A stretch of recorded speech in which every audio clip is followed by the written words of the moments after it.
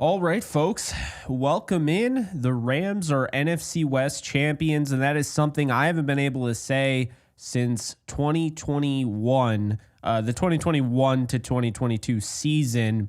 The Rams clinched the division title after they took care of business against Arizona last night, and in addition to that, got help from 3 out of the 6, rather. They needed the Vikings. No, 4 out of the 6. I was right the first time. They needed the Vikings. They needed the Commanders. They needed the Bills. They needed the Niners. They needed the Browns. And they needed the Vikings. And they were able to get 4 out of 6. We don't know what's going to happen tomorrow. We don't really care because the Rams have already clinched the NFC West title. So huge stuff here. Obviously, this is big for a multitude of reasons. Before we dive into it, though, just want to let you guys know that today's sponsor is Prize Picks, and we will have some picks for tomorrow's game coming up shortly. But you can use my code JKBogan, get yourself $50 instantly when you play at least a $5 lineup, win or lose. So if you've never given it a shot before, this is the time to give it a shot. It's for all sports, not just football, but we are coming up onto the NFL playoffs, which should be a lot of fun to play Prize Picks with. So let's talk about why this is such a big deal. First and foremost, I understand people are going to go back to 2017. Jake, the Rams cannot afford to rest their starters.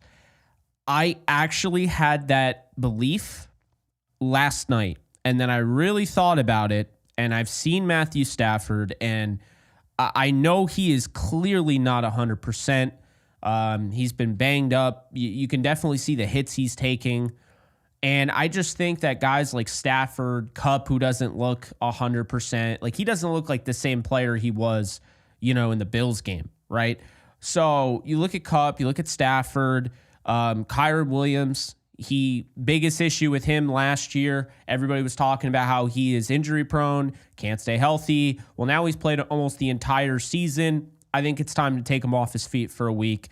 I think the Rams will benefit more resting their starters and, running the risk of being a little rusty, in the wild card round than they will not resting their starters and potentially getting some injuries. And I think that's a no-brainer here, but I understand there is a reason why teams will, go with the other option, which is playing your starters.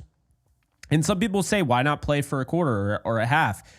I just think you got to give Stafford some time. I mean, he has stayed upright the whole year, and you have to keep in mind it's been a revolving door on the offensive line. They've had 10 different starting offensive linemen this year, so not easy at all.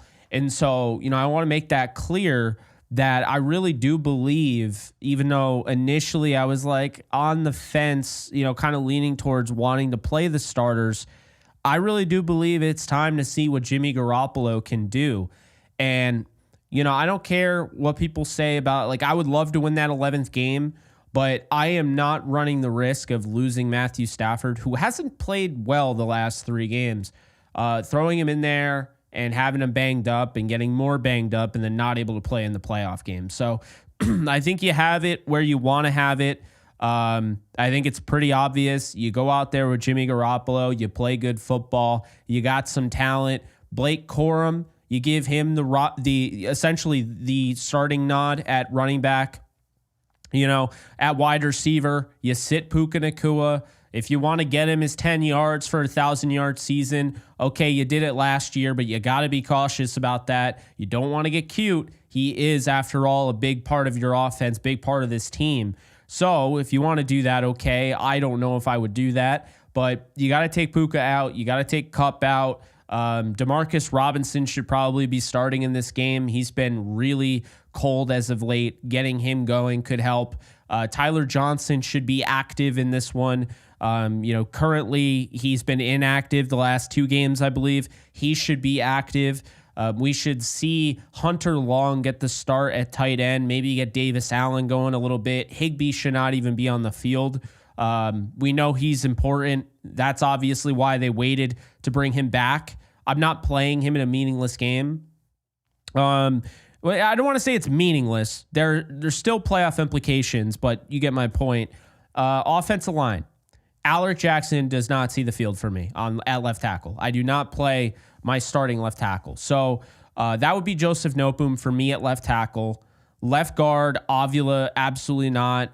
I played Jonah Jackson at left guard. At center, I'd probably call up somebody, and probably play Diedick at center. Right guard, I'm not playing Dotson. No way, no how. I would play, somebody there. Probably, I don't know if I'd play McClendon there. I'd probably play McClendon at tackle. But you could. The point is, I'm not playing starters. I can't stress that enough. There's no way I'm playing starters. It's not happening. On the defensive side, Kello, I'm not playing Kello. I would like to. Obviously, I know he missed the start of the season, wasn't in training camp, all of that. Late addition to the roster, should have been signed before the season, but that's neither here nor there. But the way he's playing right now, I can't run the risk of losing a guy like that in a meaningless game. Same thing with Tre'Davious White. Good Lord. Same thing with Darius Williams. Wouldn't be playing Darius Williams. I don't even know if I'm playing Kobe Durant. To be honest with you, I'm not playing those guys. I'll play Emmanuel Forbes. I'll give Emmanuel Forbes the nod to start him. I'm going to say Emmanuel Forbes starts at corner. I would say, looking at it, I'd probably go with, you could go with Charles Woods, but, I think I would probably go with Josh Wallace, the UDFA out of Michigan. So that's how I would do that. At safety, this is where it becomes interesting, but it's very simple. I'm not playing Cameron Curl or Quentin Lake. Those guys are key and critical. They have been the starters. I am not playing them. Now, I don't even want to play McCullough. I don't want to play, Cam Kinchins.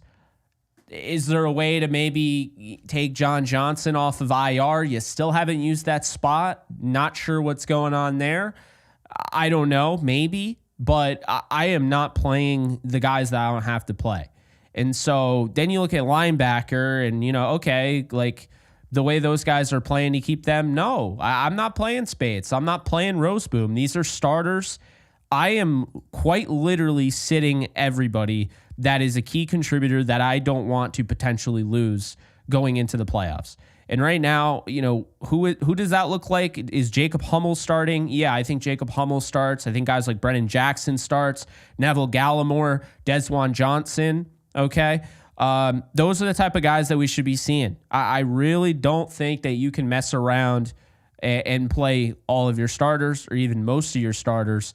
If you can, I would even consider, getting a different, not even playing Xavier Smith because he's important. He's a returner and he's been incredible as a gunner. Does not get enough love there.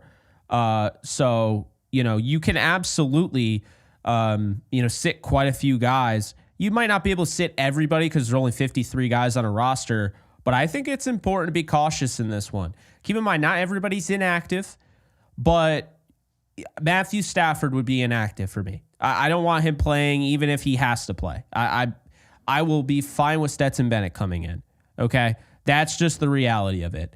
I would be very cautious. Now, talking about that, I want to get into the playoff machine here because I think, this kind of, hopefully it works. We'll see. There we go. Now it works. Now I'm upside down. It's amazing with OBS. It really is. There's always something. So sick. I love this. Let's, oh man, it's quite honestly hilarious. Okay, let's do that. There we go. All right. No idea why I was upside down, but here we are. And it's flipped. Okay, whatever. Annoying, but it is what it is. So we're in the playoff machine, right? And in this playoff machine here, I don't even know if this is updated. Hopefully it is. This is on ESPN right now. Okay, so everything's updated. So this is the way it looks right now. Rams would play Washington. I think every team in the NFC and the AFC is beatable. There's not one team I'm looking at like, oh, crap, that's the New England Patriots with Tom Brady and Bill Belichick and that dynasty. I think every team is beatable. Now, there are teams that are way more beatable than others, right? Like Houston is probably the most beatable team in the playoffs because CJ Stroud thought that he was a top 5 quarterback before the season, and that has not aged well. But neither here nor there. I think the Lions beat the 49ers. We move on to week 18. What does this do? Well, I actually, this is how I see it going down, but we're going to try some different, scenarios here. Okay. So let's start off with this, right? So you got the Browns and the Ravens. All right. That, like, we're not even going to talk about the AFC really. So let's ignore that. Falcons, Panthers. I'm going to take the Falcons in this one, but I'm going to take the Bucs to beat the Saints. So the Bucs, I think, are locking up the South. I think the Falcons knew they had to win tonight or it was over. It was really that simple. And they lost. So, I think the Bucs, who looked really good today, Baker threw for 5 touchdowns. I think they find themselves winning the South. Now, this is where it gets interesting because if the Rams lose to the Seahawks, they fall to the 4th seed. Very intriguing here, okay? Because if the Rams do beat Seattle, then they stay there. Washington has pretty much locked this up, I would say. However, if Green Bay wins against the Bears and Washington loses to the Dallas Cowboys, Green Bay would play the Rams in LA in a rematch of, I think it was week 5. Okay, now if Green Bay wins, but Washington wins, Washington would play the Rams in LA, and they haven't seen Washington all year. The last time the Rams were the 3rd seed and they were at the Coliseum hosting a playoff game, they went up against Dan Quinn's Falcons, and they did lose that game. Now, keep in mind, 7 years ago, way different team, and furthermore, this was Sean McVay's first ever playoff game, so he's learned a lot since then. So that is kind of that. Now, really, they're going to go up against either the Packers or Washington with that 3 seed. This is where it gets interesting, though. If the Rams do drop this game to Seattle, and I kind of feel like they're going to, okay, I think they'll be in the game. I think, Garoppolo will give them a chance to compete, but I think they are going to drop this game, which would put them at the 4 seed. The last time they won the Super Bowl, they were the 4 seed. And the Rams would host a playoff game against one of 2 teams.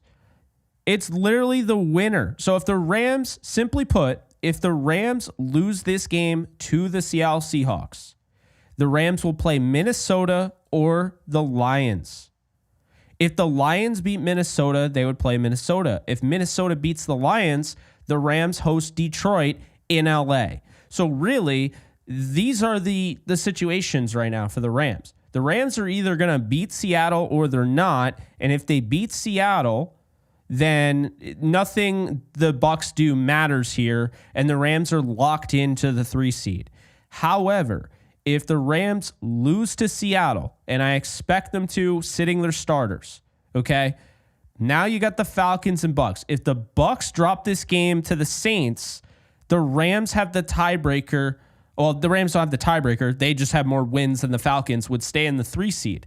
However, if the Bucs win, doesn't matter what the Falcons do, the Bucs have a stronger strength of schedule, and therefore they would have the tiebreaker over the Rams, take over the 3 seed, and they would have Washington. So honestly, it's kind of something I didn't really think about because I wasn't really expecting to sit starters until recently. I was just like, yeah, they should probably do that.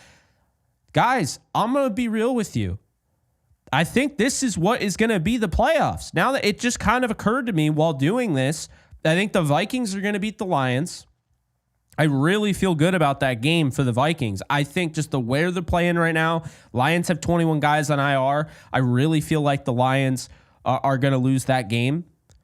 And they exactly, I see in the comment section, no Montgomery, so that's going to be a problem.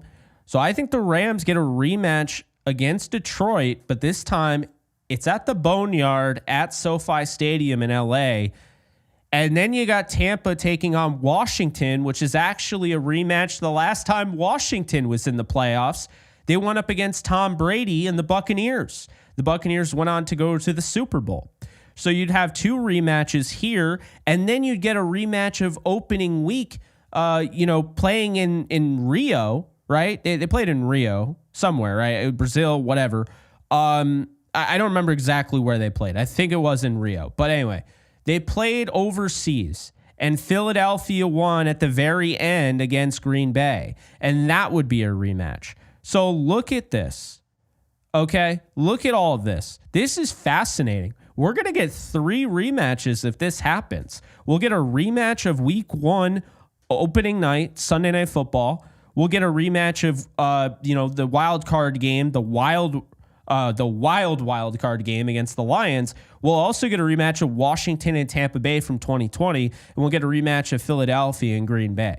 That is fascinating. And that means if the Rams beat Detroit here as the 4th seed, pretty much if everything just aligns the way that it's supposed to, and Tampa wins their home game and Philly wins their home game, the Rams would get Minnesota in the second round, the divisional round. The team that they beat in LA, they'd have to go and fight them off, at US Bank. So that's interesting. So a rematch, and obviously Minnesota, there's some bad blood between some of the fans because you had that ending, which a lot of people think that somehow Minnesota down by 8 was going to go down the field and win the game. That wasn't even possible. But be that as it may, Minnesota would play the Rams if these all finish the way it is. However, if the Rams win, but Tampa loses to Washington, Minnesota would play Washington and Philadelphia would play the Rams. If Philadelphia lost to Green Bay, the lowest seed is going to play Minnesota, and we could get a 3rd game for Green Bay versus Minnesota. So really interesting stuff, but really the Rams, the combinations they can play against, they can go up against Minnesota. They could go up against, let's see here. So if Philadelphia lost to Green Bay and Washington lost to Tampa Bay, then they could still play Washington in the divisional round. Now, if Minnesota, obviously they move on because they have the bye. If Philadelphia wins and say Washington wins, then the Rams would play the Philadelphia Eagles. So they could play Philly, they could play Washington. They can't play Tampa, I don't believe, in the divisional round. That is not possible because of where they're at. But they can play Philly, they can play Washington, they can't play Green Bay, because Minnesota would have the higher seed, but it would be Washington or Philly, and Minnesota would either be going up against the Rams, Tampa Bay, or Green Bay. So that's interesting there. Or they could also go up against the Lions, but I'm talking about the Rams win, which of course that's what we want to talk about. So really interesting stuff. But now look, let's just say, for the sake of it, let's just say Jimmy Garoppolo finds a way, pulls off the upset. It shouldn't be an upset. I don't think the Seahawks are that great, but they would have something to play for. Jimmy Garoppolo wins it at SoFi Stadium. Then the Rams would most likely play Washington or the Packers. So I hope that explains everything. The Rams are either going to play the Lions, the Packers, the Commanders, and that's it. Those are the only 3 teams that they can play. I'm pretty sure this is pretty locked in at this point, because if the Falcons get in, it doesn't change anything here. It just changes who wins the division. The Rams wouldn't face them in the first round. So it's either Washington, Green Bay, or Detroit. Or I'm sorry, Minnesota as well. So all of these teams right here, these are the teams the Rams could play. These are the teams the Rams can't play. So really interesting. And this is kind of an unprecedented season in that we could be talking about a 14-win team being the 5 seed and having to go on the road. So I won't get into why I have a lot of issues with that. I understand you got to win your division, but I think that's a really unfair. But that would be really cool if the Rams got another shot at Detroit in LA. And it'd be really cool, just regardless, if the Rams had a chance to play Washington. They haven't played all year, so that would be different. But they have played Minnesota. They played Green Bay. They played Detroit. So one way or another, if the Rams don't play Washington, it's going to be a rematch in the first round. The question is, who is that rematch against? And if that rematch goes up against the Packers, then the Packers go back to LA. If the rematch is against the Lions, well, the Lions go back to LA for the first time since, I believe, 2021 when the Rams won the Super Bowl. So it's fascinating. It really is. So, we'll see what ends up happening there. I am going to do call-ins. I got over 1,500 people in here, which is, I believe, an all-time high for concurrent viewership. So I appreciate you guys. I'm going to turn on the fan because I'm burning up. It is hot as hell. Let's see. There we go. Good Lord. I try to get it going like, oh yeah, the fan, it's it could be hot or, it could be cold or whatever, or it could be loud, mainly because it's loud, but I couldn't get through it any longer. Okay. So I hope that kind of explained that whole thing. I will be doing call-ins. So guys, be sure, if you haven't already, be sure to be on the Discord. Okay. The Discord, if you want to call in, you want to give your piece on the Rams season so far, your thoughts on the playoffs, all that, I will be doing that as the rest of the show proceeds. Now, before I get into that, I want to do a couple things. And the first thing is I want to read super chats because I did not even realize you guys were throwing super chats my way already. So love y'all. Appreciate you on both YouTube and Kick. Really appreciate the support always. Battle Tune, Kareem, I see you guys over on Kick.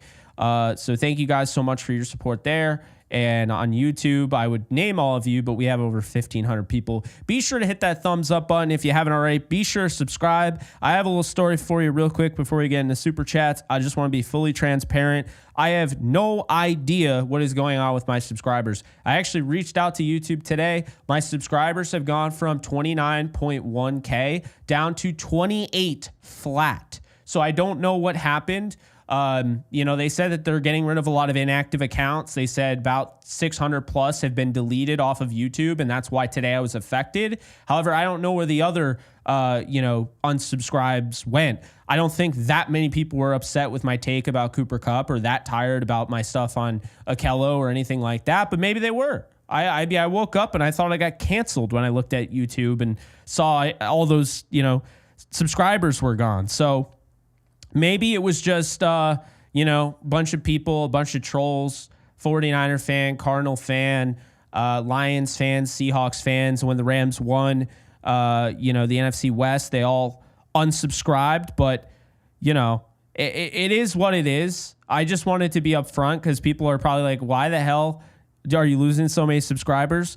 I just wanted to be upfront and say, I don't know. I reached out to YouTube. They said they, deactivated 600 plus accounts.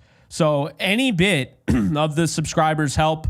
I'm just going to keep plugging away. Not going to celebrate a milestone that we already earned at 29,000. So I'll pretend it doesn't really exist. But, when we get to 30,000, there'll be a big party. How about that? All right, let's go to super chats. Fly by night. First off, Fly by night. Love that. Love the Rush reference. I don't know if it's the Rush reference for you, but it is for me. I saw them R40 with my father. Great band. Thank you for the $3. Appreciate you. Rush rules, of course. So if you are a Rush fan, which I assume you are because you have Fly By Night, pretty awesome stuff there. Quintana 310, thank you for the 2. I appreciate you. No Handicap 420, thank you for the 2. Let's go, Jake. Champs. Hell yeah. Feels good. Love talking about an NFC West champion. I've only been able to do that twice. I held up one. I've only been able to do that twice since I started covering the Rams. 3 times because they won it in 2017. Never mind. I did 3 times. This is the 3rd time, 2017, 2018, 2021. Well, no, this is the 4th time. I'm an idiot.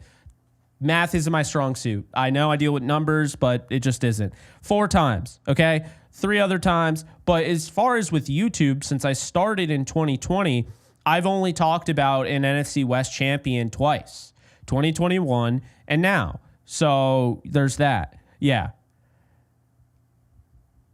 Yeah, exactly. So, all right. Appreciate you. J6A5Y, thank you so much for the 10. West Champs, baby. Let's sit everyone, reset, and gear up for this bowl run. Defense has been amazing. Offense is getting a bit concerning, but trust the best offensive mind in the NFL to figure it out. Hey, I agree.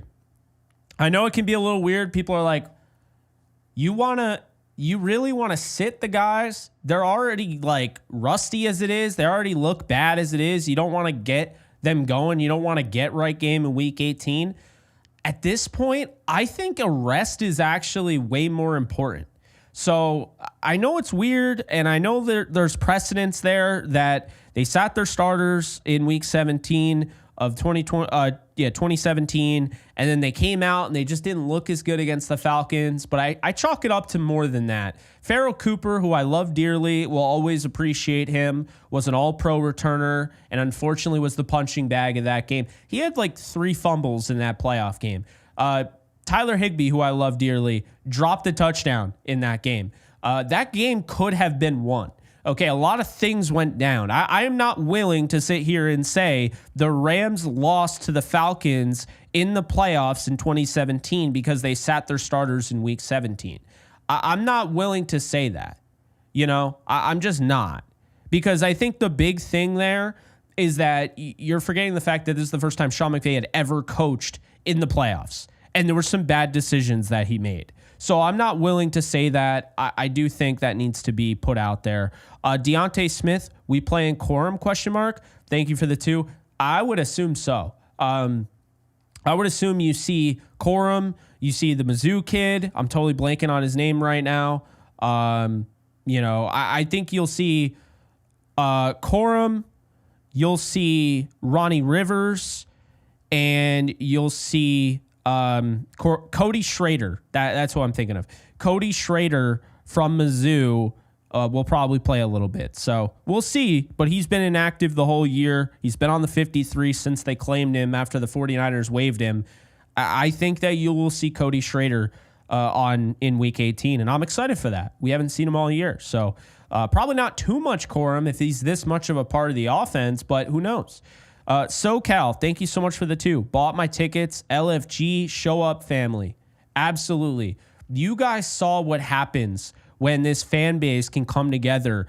And I'll tell you right now, there's a lot of potential for a legit home field advantage. That Cardinals game was 95-5. Anyone I talked to, they were telling me it was just a straight Rams home game, but with a playoff atmosphere. If you are able to put that together, because keep in mind, Washington has got a good fan base. They travel very well. Underrated fan base. Green Bay, you'll hear Go Pack Go in the stands. Detroit will travel well. And Minnesota, you will hear Skull in the audience. You guys have to show up and show out. It's that simple. Like, if you are in the LA area, if you are able to make the game, obviously I'm not saying fly across the country and whatnot, but if you're able to make the game, man, make sure you're buying the ticket and not a Packers fan, or make sure you're buying the ticket and not a Commanders fan. Because I'm telling you right now, like that, the potential the Rams fans showed on Saturday night, that was special, man. It shows you. Maybe in 10 years, that's what every game is. Who knows? You can't rule it out. I'll tell you right now, if they go on another Super Bowl run this year, it might cut that 10 years to 5 years, or who knows, right? If they were to win another Super Bowl, you know, I mean, that's crazy. So keep in mind, like, still, right? Still, there's potential there. And people can make their jokes all they want about Rams fans, but we all saw it. Everybody saw it. The Rams fans showed out in that Saturday night game against the Cardinals. And Man of Paradox, thank you for the 10. Hey, Jake, on board with your strategy. Wasn't at first, but changed my mind. Let's throw energy, strategy, and innovation into the practices, sessions, and start fresh for the playoffs. Go Rams, go 2-2. Love it, man. Yeah, I really think just because you didn't have to learn your lesson painfully doesn't mean you don't have to learn your lesson. The Rams escaped these games because the defense. The offense has to start scoring at least 20 to 25 points moving forward, because that defense has been pressed, okay? They've done a great job, but there are also some other things that came through. I mean, there's dropped interceptions that Stafford had. That game could have been different against Arizona, right? There was a dropped interception against the Jets. There are things that could have gone differently. On the defensive side, dropped touchdowns, things like that. So you have to make sure, while yes, they have a wiggle room because of the way the defense is playing, you can't take the defense for granted. You can't do it. So it's that simple, All right. So let's see here. I'm going to answer all the super chats, and then I'm going to do one thing, and then we're going to do call-ins. You guys are showing up. Really appreciate you. Be sure to hit that like button. Be sure to subscribe if you haven't already. Really appreciate you guys. We're at 294 likes. We got 1,300 plus concurrent viewers, which is insane. So please be sure to hit that like button. It's totally free, and it really helps out the channel. YouTube puts such a emphasis on hitting the like button because they won't even promote my stuff if you guys aren't liking the video. Even if you watch it to the end, if you don't like it, you didn't give the ringing endorsement that you liked it. That's just the way it is. Okay. Can we get the Oh, yes, we can. The victory shades. You know, it's funny. Without you guys, I'd forget. I would forget. But yes, we can get the victory shades. I mean, it's funny. They're like the same.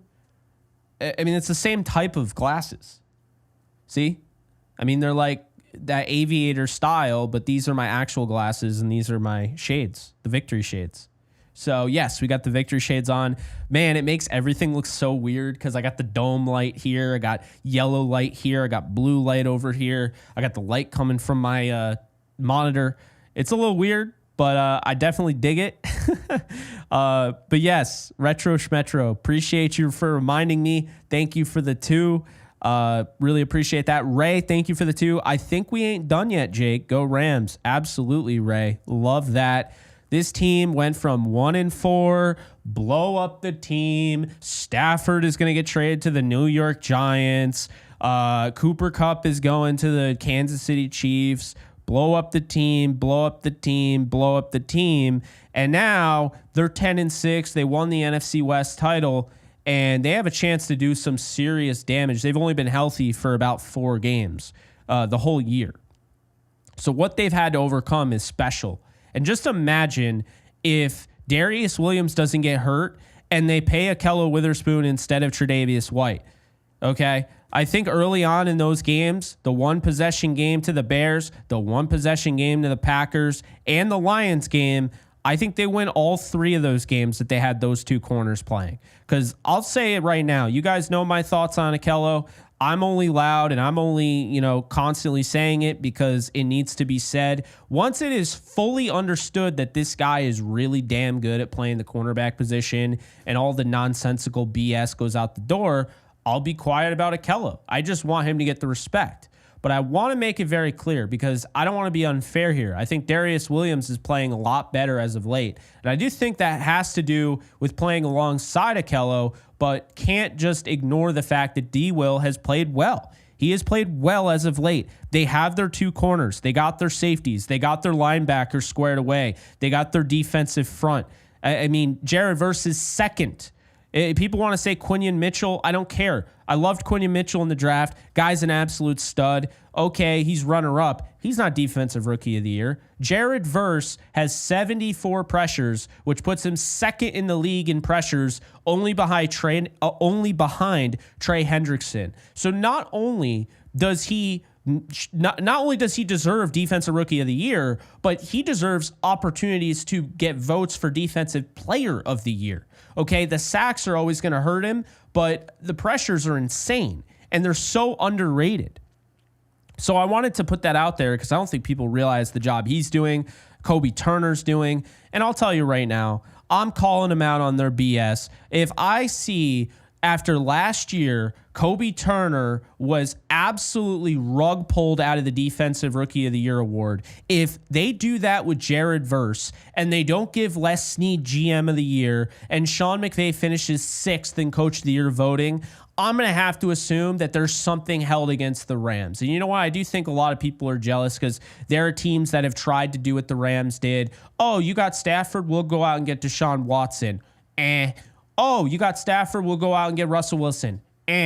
Oh, you got Stafford? We'll go out and get Aaron Rodgers. None of it worked. And so I think that there are a lot of people that are pissed because the Rams did what a lot of people had an issue with. They say it's buying a championship. I'm sorry, picking up Odell Beckham Jr., who was cut by the Browns, is not buying a championship. Trading away a second and a third rounder, some premium draft picks to get Von Miller, who had barely played all year, is not buying a championship. Having Eric Weddle come out of retirement 2 years out of retirement is not buying a championship. Starting Troy Reeder in the linebacker room is not buying a championship. Starting Kendall Blanton on the first snap of the game, he gets hurt, and now you're having Bryson Hopkins, who barely played the whole year, is not buying a championship. So when I hear that, I'm just like, you got to be kidding me. You don't actually know what you're talking about. You know nothing about football, and you're just jealous. And I know certain people that have said that on Twitter. They're upset a certain team, the Seahawks, didn't make it. Well, I hate to break it to you, but the Seahawks didn't deserve it. You lost to the Giants at home, okay? You beat the Giants, and maybe you're in a better position. You barely beat the Bears. Neither of those teams deserved to win on Thursday. Neither. None of them. That was awful football. So the point I'm making here is that I think people are tired of the Rams. I think they wanted them to be punished because they went all in. They kept saying they went all in. And they totally discredited the fact they drafted Cooper Kupp. They totally discredited the fact that they found Robert Woods, who was a cast-off from the Bills. They bought low on him. He ended up being great. You know, they totally discredit the fact that their tight end room, Tyler Higbee, goes down right before the Super Bowl. They're playing Kendall Blanton. They're using Bryson Hopkins. Van Jefferson is a draft pick, right? Cam Akers, Darrell Henderson, all draft picks. They traded a draft pick for Sony Michel, who the Patriots were trying to get rid of. They're using Ben Skoranek. I mean, come on. It's a little ridiculous. You know, so we can constantly do all of that. We can constantly, you know, say, oh, yeah, you know, well, they went all in. No, you're upset because we're talking now about Sean McVay's 4th division title since 2017. You used to make fun of this organization all the time. This was the butt of the joke. Oh, the shitty team in St. Louis, same old sorry-ass Rams. And now the Rams, despite the fact that they've had injuries, despite the fact that they won the Super Bowl and then immediately fell off and had a 5-12 season, and you were so ready to dance on their grave, they had the start last year 3-6. They never died, and you're upset about it because you realize they are a quarterback away from actually completing this rebuild. If Matthew Stafford continues doing what he's doing, and while in the process, because they've built this defense, they put all that emphasis on the defense in the draft, but if they find their quarterback to replace Stafford when the time comes, I'm telling you right now, with Sean McVay, he's coaching another 10 years at least. And you're just upset because eventually you realize that, wow, we're screwed. You know, Arizona Cardinal fans have a lot to feel good about in the future. But not if the Rams find their heir to the throne for Stafford. Not if the Rams, who have already built up, that's the thing. That's the thing. The 49ers are going through something the Rams already went through. Remember, the Rams in 2018 were playing with a rookie quarterback.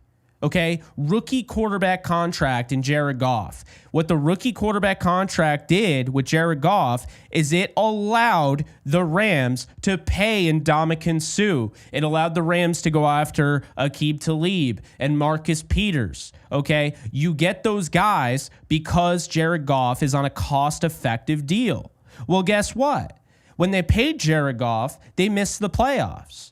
They made it in 2020. They traded him away. They got Matthew Stafford. They won the Super Bowl right after. Then everyone clowns on them for being the worst defending Super Bowl team ever because they finished 5-12. They don't want to bring up the fact that they had 17 different offensive line combinations. Their quarterback played half the season. Cooper Kupp played half the season. Running backs galore were injured. Offensive linemen were injured. The only guys that played every single game were Leonard Floyd, Jalen Ramsey, and Bobby Wagner because that doesn't fit the narrative. And you know why? Because everybody was waiting for their downfall in 2023. And did that come? No. 3-6, everybody's celebrating. Oh, it's not going to happen. Seattle fans thought they had it in the bag until they didn't. Rams punched them in the mouth. They won the game.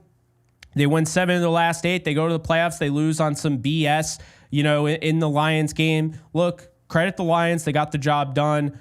Craig Rolstad was abysmal in that game. And people know Even Amon-Ra St. Brown knows he did not want to play the Rams again. He said it on his own podcast. He doesn't want to face the Rams. They know the Rams are right there. And then coming into this year, what was the narrative? Oh, Aaron Donald, he's gone. This team isn't going to be able to rush the passer. This team is going to get picked on. Well, guess what?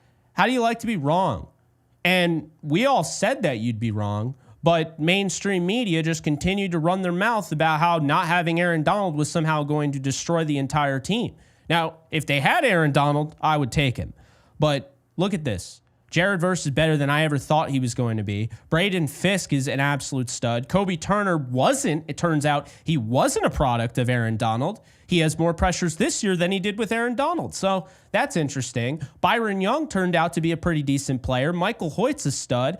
And then, oh, by the way, that linebacker room, after they got rid of Ernest Jones and I complained about it, they ended up finding a stud in UDFA and Omar Spates. And they found a stud 3 years ago in Christian Roseboom, who they've groomed into becoming a starter on this team. So this is what happens when you have a general manager of the year, which Les Snead should win, and you have a coach of the year, which Sean McVay should be in consideration of. Because when you have great coaching and you have the talent, well, I hate to break it to you, but you're not going anywhere in a good way. The Rams aren't going anywhere.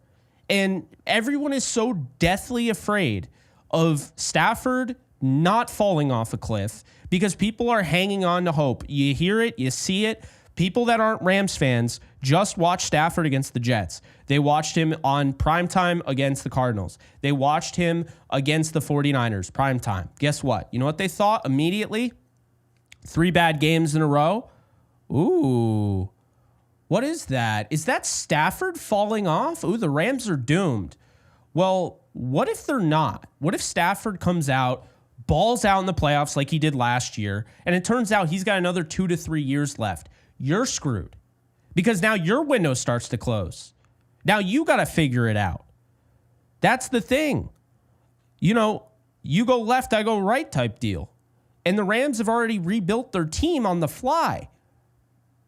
That's what people don't understand. That is why, maybe they do understand, that's why they're so bitter. It's why I still say it. It's why the voters didn't vote for Kobe Turner and he didn't win Defensive Rookie of the Year, which was absolute catastrophe. It's why Cooper Kupp didn't win the MVP during the regular season, which he should have in 2021. He won the damn Triple Crown, for God's sakes. And quarterback wasn't amazing that year. Rodgers was really good, and I like Rodgers, but come on now. And then this year, they're trying to push this narrative that this cornerback, who he's given up some touchdowns this year, and Eagles fans constantly want to stretch the truth and say, well, no, actually, he was in zone. I don't give a rip. If a cornerback is going to win Defensive Rookie of the Year over what Jared Verse is doing right now, I need him to do what freaking Diggs did. I need 11 interceptions. I need shutdown. I need a targeted passer rating of 50. Don't give me the whole Quinion Mitchell has what, 1 pick? I think he's a stud. He's not Defensive Rookie of the Year. It's Jared Verse. We all know it. You just don't want it to be, because then you'd have to admit that you were wrong. People blamed and people said that this wasn't going to work. Do not forget this. People said, and I remember this on ESPN, there was somebody saying how it is impossible to trade Jared Goff's deal. It is not going to happen. Dream on. That is exactly what he said. Guess what? The next week, Jared Goff was on the Lions and they got Stafford. Okay. And then people tried to tell you Stafford couldn't play in the playoffs. And people tried to tell you Stafford wasn't good enough for this and that. Well, you know what the reality is? You're not good enough to be talking about football. Because if you actually did your research, Matthew Stafford had 4 touchdowns in his first ever playoff game. The Lions just gave up over 40 points to the New Orleans Saints. Okay. The Drew Brees Saints. Matthew Stafford always had it. He wasn't around a ton of talent. People just say, well, he had Calvin Johnson. That's great. Where's the other stuff, right? It's not just Calvin Johnson. He needed a team. He had 1 year where he had a really good offensive line, and there's still people that hold him to it and say he should have won the Super Bowl that year. Okay, well then, oh my God, things go the right way. No, health is there, not a ton of injuries until the end of the year, and now Stafford wins the Super Bowl, and you're like, oh, it's amazing what happens when you put a guy who's as clutch as he is, who has the talent he does, and you give him some weapons, one of the best offensive lines in the league, some time to throw. I mean, great coaching. It's amazing what happens when that happens. But that's the thing. People sold, essentially, they tried to sell us on the fact that Stafford was not good. They tried to tell us that he was stat Padford. And you know what? They doubled down on their nonsensical bullshit when they didn't make him Super Bowl MVP. And I love Cooper Kupp, and he deserved it, and so did Donald. But Matthew Stafford, and this is a fact, is the only quarterback in NFL history to win the Super Bowl throwing 3 touchdowns and not win Super Bowl MVP. And that was because, once again, these voters have something against him. It's all about the ego. They told us Stafford wasn't going to work out. Well, they were wrong. They told us you can't go out and do F them picks. Well, they were wrong. You know why they're wrong? Because other teams are trying to do it, and they're not batting an eye. They're upset. They lost. They were proven wrong. They tried to sell you on the fact that Sean McVay was going to retire every year. They were wrong. They tried to tell you Matthew Stafford was going to have to retire because of his injuries. They were wrong. They've been wrong. They continue to be wrong about this team. And then when somebody like Orlovsky says it, or somebody like Florio says it, wow, this is the most dangerous team in the NFC, people laugh. Orlovsky said this team would win the division earlier in the year, and Stephen A. and some of the guys on First Take laughed at him. Just like they did when he said that they would win the Super Bowl. You know, oh, they're not getting past Tom Brady. Yes, they dominated the Bucs. And then they almost gave the game away, and Stafford still came through and did what Brady couldn't. Oh, they can't get the 49ers off their back. Yes, they can. They beat them in the NFC title game. They had to play them 3 times that year, and they beat them when it mattered. And guess what? They've completely gotten them off their back. The Rams they're winning like crazy against the 49ers. They won 3 of the last 4 meetings. They have considerably closed the gap on that, and now the Rams are the big daddies of the NFC West. And then, you know, it was just, oh, well, Joe Burrow. I don't know why, but the Bengals have Joe Burrow. I think Joe Burrow's great. I really like Joe Burrow. But the talk about the Rams in that Super Bowl was ridiculous. And I understand I went off on a tangent. I understand I rambled on, but this needed to be said. It's really that simple. It's been on my mind for a while. It's the fact that people know they can go on the internet, they can go on First Take, they can go on TV, and what they say, and this is real. I'm going to be honest with you because I can do the same thing. This is the power of sports media. There are things that get clipped, but let's not forget, this is not evergreen content. You're not going to watch this again in 4 months, okay? You're not. And so people will say whatever they want to fill time so they can get through a show, but let's be honest here. They are not held accountable because that is not evergreen content. It's not a Mr. Beast video on YouTube. Mr. Beast has millions upon millions of viewers because his videos sit there. They are not news. They don't get stale overnight. They sit there. But if you're on TV and you fill a 30-minute TV spot and you come out and you say stupid shit like Sean McVay isn't a good coach, 5-second soundbite might hit, Twitter, and somebody might, bookmark it, but you're not getting true, blowback for it. That's the thing. These people can say whatever they want because they're not going to be held to it. So that's what I think the voters are doing. I would tell them straight to their face. I think you absolutely screwed over Kobe Turner last year, and if you do it again with Jared Verse, I'm going to be louder. I might call you out individually. I'll want to know who voted against Jared Verse. Show me the people who actually voted against Jared Verse and tell me you actually know football. What are your credentials? It would be so stupid. And why are we doing this whole thing where Sean McVay has only won the head coach of the year award once because he was a rookie, and now we're just going to act like, yeah, he's just kind of grandfathered in? It'd be, I understand Bill Belichick during the whole, dynasty. People are making the whole thing, Belichick's the best coach in the league. There's no point in giving him the coach of the year award. You got to go through adversity. Well, Sean McVay's now gone through adversity back-to-back seasons, 3-6 and 1-4, and he's turned them both into 10-7 seasons at least. Maybe they win 11 games this year. And guess what? He's still not going to finish in the top 3 of voting for either season. That is a foundational issue on your part. That's not McVay's issue. That's not the Rams' issue. And look, I don't care that much about awards, but it's just the grand scheme of things. There's not a respect here. That's just the reality of it. And yes, this is a pipe bomb. In case you haven't noticed, this is like when CM Punk, if you guys watched WWE and he started ripping WWE, this is me. This is me finally, like whatever. I'm so tired of the way that they are covered. I'm so tired of it because, now you get these Seahawks with, everybody loves the Rams. What the hell planet are you living on? You won a game where people have literally dubbed it the Fail Mary, and all you want to do is bring up the pass interference call against the Saints.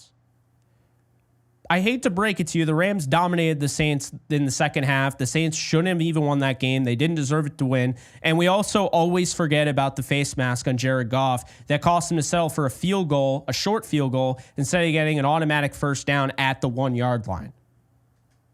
So we still bring that up, but the Fail Mary, the team that had the Fail Mary is still complaining about calls. Okay, whatever we want to talk about. Your game was so bad that the replacement refs were fired, and they brought back the refs that were literally on strike. That's how bad you won. You won a game that was so bad that it was so controversial to the league that it literally brought the refs out of their strike. Let's not forget that, ever. Before you run your mouth, don't lose to the Giants. Don't win a game 6-3 against the Bears. Not to say that hurt or helped you, but still, that was a joke. Beat the New York Giants, who are going to have the 2nd overall pick at home. Beat a playoff team, because if the Falcons don't get in, then there's only one team left on your schedule. That's the Broncos. And if they don't get in, then you didn't even beat a playoff team.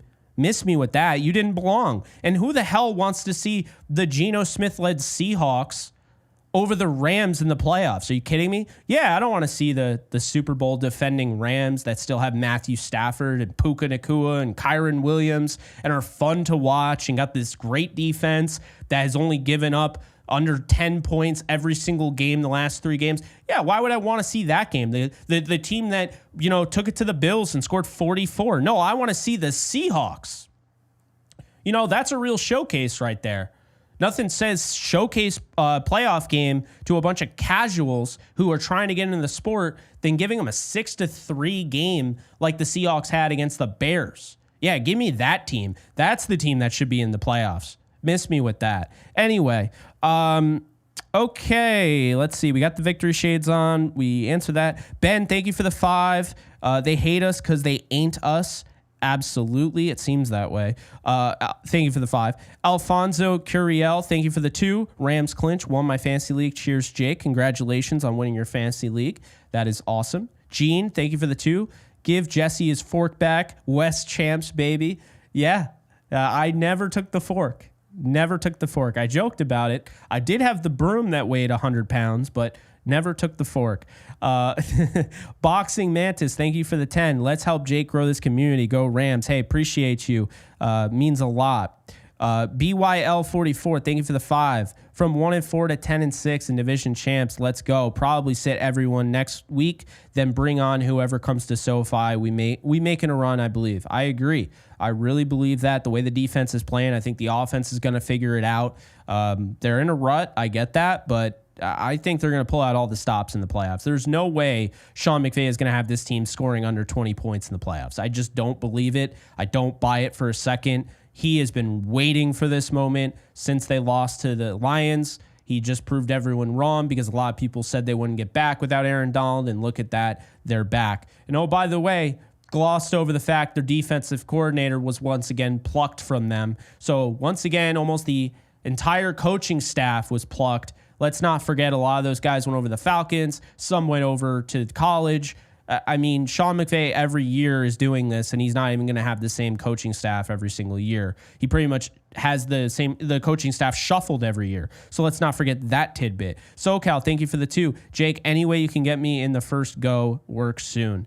You put that at 12:47. That was 6 minutes ago. I can certainly try. You guys have been waiting. This is going to be a longer show, so that's why the call-ins were pushed back a little bit, but I am doing the call-ins. Now, before we do the call-ins, I got one more thing. If you guys can do me a solid, also we are doing a giveaway, to be fair, so it's not like I'm not doing anything for you guys. Also, I'll have content over there, so yeah. But we got 1,300 people. First off, be sure to hit the thumbs up button, also known as the like button. We got 487 people in here. I want to see this thing go up to 1,000, okay? Make that the goal here. Let's see if we can get to 1,000 likes. It takes 2 seconds on the phone, on the computer, on the TV, wherever you're watching this. Be sure to hit that thumbs up button, the like button, whatever you want to call it. Really helps me out. Okay, so now, while you guys are doing that, we're getting ready. We got some people in the waiting room. I'm excited to talk to you guys. Before we do that, I just want to bring your attention to this channel that I am doing. So if you are a fan of me, even outside of just the Rams, you'd be willing to listen to a podcast I do outside of the Rams. It's a shameless plug. I got to do it. I have over 1,200 people in here, back-to-back nights. Losing my voice. I've been talking too much, so I got to get these people in here quick. But if you would like to help me out and maybe win a $50 Amazon gift card on top of that, you can head on over. The link is in the chat. It takes 2 seconds. Give my new channel a subscribe. We are going to be bringing on guests from actors, musicians, football players, entrepreneurs. It is just my chance to talk life and career with just some fun people. And I can already tell you that Rob Liefeld, who was on here that you guys loved, he is confirmed to be back on the show. So he will be on that show. I got some other great guests already lined up. It's starting at the beginning of 2025. It is not going to be live. So you're going to see these are going to be edited, pre-recorded, nice looking videos. So if you guys could do me a favor, hit that subscribe button. The link is in the description below, as well as in the pinned comment section. We're at 416 now, or now we're at 426. So you guys are freaking awesome there. So yeah, do that. And there's a community tab post in there. If you can drop a comment, you will be entered to win a $50 Amazon gift card. I will be giving that out. I will be announcing the winner on, I almost said Christmas Eve again. I said that yesterday. I almost said it again. New Year's Eve. So if you guys want to enter or you guys are interested in following my content, this I actually really care about the subscriber count. Hopefully we're not going to get inactives that are deleted by YouTube again, but would really appreciate that. And of course, real quick, and then we're going to get into the call-ins here, Prize Picks, which is today's sponsor. If you haven't already, you can go sign up. JK Bogan is the code. $50 instantly. We'll play a $5 lineup, win or lose. I'm going to give you some picks I really like. First off, we're going to hit Jared Goff up here. I think Jared Goff is going for more than 250 yards in this game, which you only need 249. So let's do that. Jared Goff, I like that. I also like Jahmyr Gibbs to score a touchdown. With Montgomery out, I think Gibbs definitely scores a touchdown in this one. You look at the numbers there since he's taken over. Yeah, 4 of the last 5. He is key and critical. I think Amon-Ra St. Brown, he heard that talk. This is a team, the 49ers beat them in the NFC West title or NFC title game. I think there's going to be some blood here. I think they're going to go for it. I think all 3 of these are going to hit.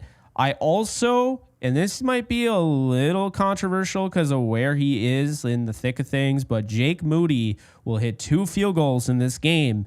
So I'm putting that in the lineup there. And last but not least, I really, really like Jameson Williams to have more than 51.5 receiving yards. He just has that one big play that he needs to really get going. And when he goes, he is a freight train. You saw 143 against Chicago. I think he is going to play off that. So if you want to get in on this, put a $5 lineup in. You'll get $50 instantly using my code JKBogan.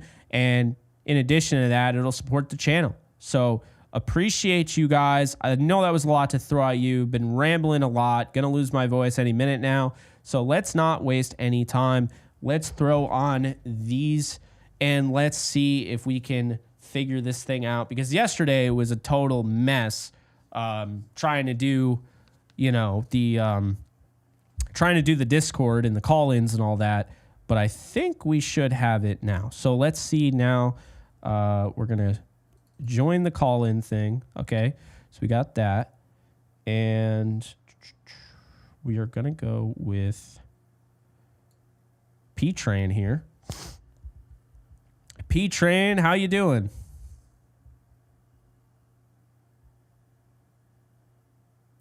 He is on mute. I'm just trying to make sure it works before we do it. Let's see. It should.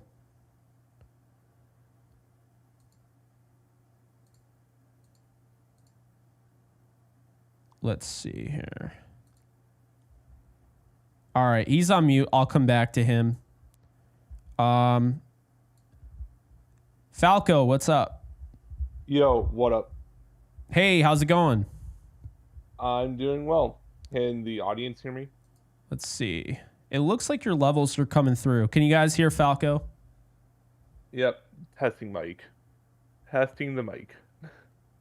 Can you guys hear me? All right, cool. All right. Yeah, so I'm just going to give everybody their chance to talk a little bit about this team. Obviously, it's been a journey, but what are your thoughts about the 2024 Rams? What a journey it has been.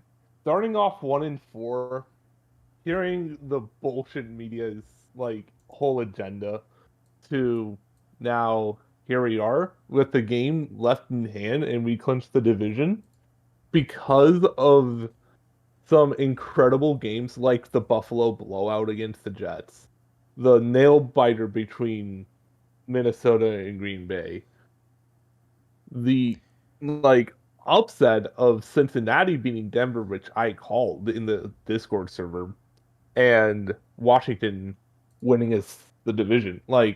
This season has been incredible. First off, if Jared Verse does not win Defensive Rookie of the Year, what in the hell are we doing as a league? Oh, I know. That would be so dumb if he didn't win. By the way, the Rams, since the 2020 Washington football team, are the only ever NFL team to start 1-4 and make the playoffs. That's crazy. It's crazy because history basically is just funny and it repeats itself. Washington was the last straw to put the Rams in the playoffs, and you just said they started 1-4 and they went to the playoffs in 2020. So, and they might even end up playing the Buccaneers, who they played in that 2020 playoffs. So that's crazy. That is crazy. Also per Jordan Rodriguez, since the entering the week 6 bye, we had an 11% chance of making the playoffs per the athletic model. Wow. And now we're in 11 games later. Yeah, it's been a wild ride. But I never really backed down from them making the playoffs. At one point I felt like I backed down from them winning the Super Bowl, but I never backed down from them, making the playoffs. I didn't think they'd have to win the NFC West, and then all of a sudden it became more apparent that they were going to have to. And, man, it feels good. Yep. Also, Jared Verse already has 73 pressures in 16 games. I know, it's crazy. He's just had a great year. He really has. They've been huge. The young guys, Kinchin stepping up after the bye. It's been huge. It's been really fun to watch this defense really grow. I think Chris Shula has a chance to be a head coach this year. So, Me too. I think they're going to keep rolling. To me, I think Chris Shula is going to be a head coach next offseason, not this upcoming offseason. I think teams want to see if he can repeat the success he had from this year on the Rams. Yeah, I could definitely see that. Kind of like how Raheem Morris was being rumored to be a head coach for a couple years, and he finally lands his spot in Atlanta. Yeah. It can be a situation like that. And I can see Mike LaFleur being picked off I could as also head see coach. that as well. I think he is going to get some interest around the league. Definitely to do what Matt did and become Yeah. a play calling offensive coordinator, which would be a promotion, and he could leave for that. Yeah. So I am expecting it could be another bloody offseason with the coaching It staff. could be. But Yeah. but what are your thoughts? Like, who do you think they're going to face going into the playoffs? Assuming we beat Seattle week 18 because we, like, despite resting starters, still win, I would think it could be Washington. Yeah, I do think it'll be Washington if they win that game. Yeah. And if we don't, that's such a hard question because it would be up to that Sunday night game, which that Sunday night game is going to be an incredible Sunday night game. Yeah. Minnesota, Detroit, for not only their division, but for the conference. Yeah, I mean, the NFL wants Rams Lions, I think. I think so too. Although a part of me feels they want Rams Vikings because of that game. Maybe. There's certainly a chance that's the case. Any final thoughts before I move on to my next guest here? Final thoughts are, well, we made it, but the job's not done yet. The job isn't finished yet just because we made playoffs. Yeah. Just because we're the 3-4 seed. We need to start winning games in the playoffs too. So that's all I have to say. But I'm very excited for playoffs this year. Yeah, I'm very excited as well. It should be, regardless if it's the Lions, the Vikings, the Packers, the Commanders, it should be a lot of fun. So Yep. But yeah, appreciate you, Falco. Appreciate you too, Jake. I'll see you next time. Sounds good. Take care, man. You too. All right. Let's see here. Is P-Train back? P-Train, you there?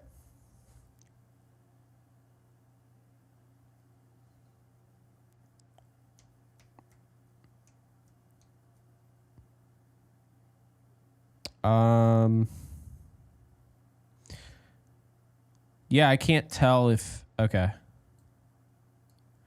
All right, guys. When we do the call-ins, just be sure that you're ready to go, because I know you might have you should have the thing on. You probably do. Just be sure to be ready to go. Like when I call on you, just make sure, because we got a lot to get through. I want to make sure everybody gets their fair share, and yeah, I just don't want like delays and such. Also, again, be sure to check out the channel here, the lounge. We're going to be getting this thing started in 2025. I keep saying 2025. I think it's best to just say we're going to be getting this thing started in a week or two. I think that's the best way to say it. I'm really excited about this show, and I think you guys will be surprised about some of the guests I'm able to get on this show. So be sure to subscribe, and also to try and enter to win a $50 Amazon gift card that I will be giving away once again on New Year's Eve. Okay, we move on to the next guest here, and we're going to go with Phoenix Nash, who is a regular on the call-in show. Phoenix, how you doing? Hey, what's going on, Jake? What's up, man? How you feeling? You got to be pretty stoked, I'd imagine. Feeling great, man. I'm feeling great. It was a whirlwind of games today. I was just like, because of the whole breakdown of, in order the Rams to get there, all this needs to happen. And I was paying closely attention to every game that was played today. So that Washington game was pretty crazy. But yeah, shout out to Jaden Daniels and Zach Ertz. Yeah. Thanks. Yeah, no, But, very crazy game. That game was fun though. Unlike the Thursday night game that everybody, all the Rams fans were huddled around like, what the hell is this? Yeah, exactly. It's like Bears had one job and one job only, and they just couldn't get it together. Like, I was just like, okay, nothing just comes easy for us, okay, you know. And I was like kind of worried too, because how Atlanta was coming back. Like, Penix, that's man, that kid's gonna be really good. Like, I was very impressed with this game, you know, and I was just like, man, if we have to face Washington, that's gonna be a tough game. But if it were me, because I know you asked Valco this question, like who would I want to face? If it were me, I want my revenge back on all the teams that we lost. So I want to go out for blood. I want Green Bay, I want Philly, and I want Lions. And I told you before, I want Lions in the NFC Championship. But if we can get them in the first round, if they come to us, that's even better. Like, you know, I want a revenge tour. That's what I want, you know, because like I said, this team can go up against anybody. It doesn't matter who it is, you know? Yeah. And I know, like, and this is going to be a crazy thought, you know, because I was thinking, and by the way, I loved your pipe bomb. It was like everything that you said was pretty much, I thought, was spot on. But like, I had to think about it, you know, after hearing you the other day, and like how the offense is just like, you know, 12 points, 9 points, or whatever, you know, just coming from that big game from Buffalo. I'm wondering if they're just like waiting for this moment to actually like really ball out, you know, like Yeah. they didn't want to put too much like out there. They want to, you know, actually ball out for the playoffs. But I know it was kind of like a crazy thought, but you know, hopefully, like, since, you know, we're going to be going up, like, you know, these tough teams, like, we actually have to, you know, hold our weight against them. You know, we can't rely solely on, you know, the awesome defense that we have to bail us out. Like, we actually have to, you know, compliment them and, you know, try to get them off the field so they don't get gassed and stuff like that, you know? Because, Yeah. you know, yeah. Well, that's, I yeah, think, that's, you know, I think the thing, Phoenix, is that following that Bills game, it's easy for us to forget, but everybody was ripping the defense. And I think that really got to them, and they made just some great adjustments. And I mean, I also think and people will have their opinions, and that's fine. But look at this defense since Akello Witherspoon has started. I mean, we can sit here and say, like, obviously, Kobe Durant was having a good year, but he wasn't having a great year. He was having a good year. And I just feel like since they put in Kello, they already had Omar Spates locked in there. And that was, I feel like there were phases to this defense because you had the pass rush since day one. You saw that against the Lions. You saw the pressure on Jared Goff, and you're like, oh, okay, this is who we are. And Roseboom and Reeder had great games in that game and then really struggled. But I think it was because Roseboom couldn't really play off Reeder.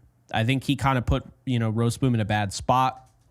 So there were multiple phases to this defense. Like when I think you look at the secondary, you look at Darius Williams not coming back until week 5. You got Tre'Davious White, who really the plan was he wasn't supposed to start playing until November. They were going to ease him into it. Now he's thrown into the fire, getting absolutely burned. You know, and I just feel like when you look at it, it was just kind of nonstop phases with this defense that they just got better and better and kind of evolved as the season went on. And there were some key moments, like in week 8, you know, I hate to say it, but when Troy Reeder goes down and he goes to IR, well, now they finally put Omar Spates in that role. And so now you start to see, oh, okay, he's good. And then, you know, Kello taking over, I think it was week 14 or 15. there were definitely some phases on this defense. And, after the bye week, their willingness to play Jalen McCullough more, willingness to play Cameron Kinchens more. I think that there were some things that were these adjustments that were made, started using the cheetah package more, having Hoyt out there. And I just think that this team evolved over time. With that said, though, what are your final thoughts before I move on to my next guest? Because I love having you on, and I appreciate you. When I'm doing this, you are here. So appreciate the consistency, my friend. Problem. Final thoughts is, if the Rams front office is smart enough, sign Williams, sign Akello, sign Hoyt. Like, these three show you what true Rams are, because they put out, they're all into it. And the fact that Akello just came back, was on the practice squad, and was given that production and actually saved your season. Yeah, pretty much. And you even called it yourself. So that's, after he made that interception, the first person I thought of was you, because that's you've been rooting for this guy since day one. And how everybody was just talking and stuff like that, but you stood by him. And then you were the first person I thought of after he caught that interception. And I was just like, well, he shut everybody up with that one. So, there's nothing else to say. So there, I think this is a sign, you need to sign this guy. This guy needs to be on the team going forward, Yeah. And that's just my final thoughts. And, I'm glad that we made it to the dance. Like I told you, that's all I wanted. We made it to the dance. Let's see what we can do, because I know we can ruin someone's day. So let's do it. Absolutely. And to wrap it up, I'll just throw this your way. I don't know if you knew this. Akello Witherspoon's last-minute interception was the most impactful defensive player of the NFL season analytically. So there you go. Pretty big, but appreciate you, man. And we'll talk next week. Sounds good, Jake. Thanks a lot, man. Of course. Take care, man. All right. See ya. All right. Let's see here. Pete's McGeets. I think this is a new account, but I can't tell. Everybody be changing the names. Hey, what's up? How's it going? Hey, doing good. This is my first time here. Oh, awesome. Well, welcome. I was just trying to make sure, because everybody changes their name on the Discord, and oh, no worries. I had no idea if this is somebody I've talked to before or not, but welcome in, man. Thank you. So what were your thoughts on kind of the 2024 Rams regular season to this point? I know it's not over. You still got another game, but to win the NFC West, I mean, that part of the book, I guess, has been written. So what were your thoughts on just kind of how this whole thing came about?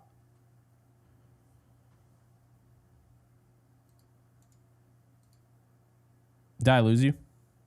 Oh, I can hear the audio. I thought you were still talking for a second. Oh, no. Oh, okay. So it has been quite a journey since we've been dealing with so much injuries, and we have to deal with pretty much losing a lot of our O-line members, not having Puka Nacua or Cooper Kupp and Tyler Higbee and several important guys. It was really tough, and we had the biggest amount of injuries that we have to deal with, but we managed to pull it off. And it's all thanks to the leadership of the team, even though there are so many people, even haters, even doubt that the Rams are going to be doing well. But the biggest mistakes that a lot of haters made, especially when it comes to fantasy, is they slept on the Rams. Would you agree? I would definitely agree. I think there were a lot of people. Well, I think when it came to, the fantasy football community, it was constantly Blake Corum is going to supplant Kyren Williams. It was nonstop. Yeah. And it's nothing against Blake, but he's just not ready for that yet. And Kyren is really good. And I just think that people were kind of just assuming a lot about this team. Oh, they're young but they're old, and it was really weird. Like you could just tell a lot of these people that had these loud takes had watched maybe 3 Rams games in their life. Yeah, I definitely agree with you right there. And I almost got a heart attack when I was watching the Vikings versus Packers game, and in my head I was like, it's a good thing that we won against the Bills. The Bills game was a huge win. I didn't think we were going to pull that off, but we did, and it was really tough. We know how monstrous the offense is, and of course Josh Allen would run over us just like Saquon Barkley did.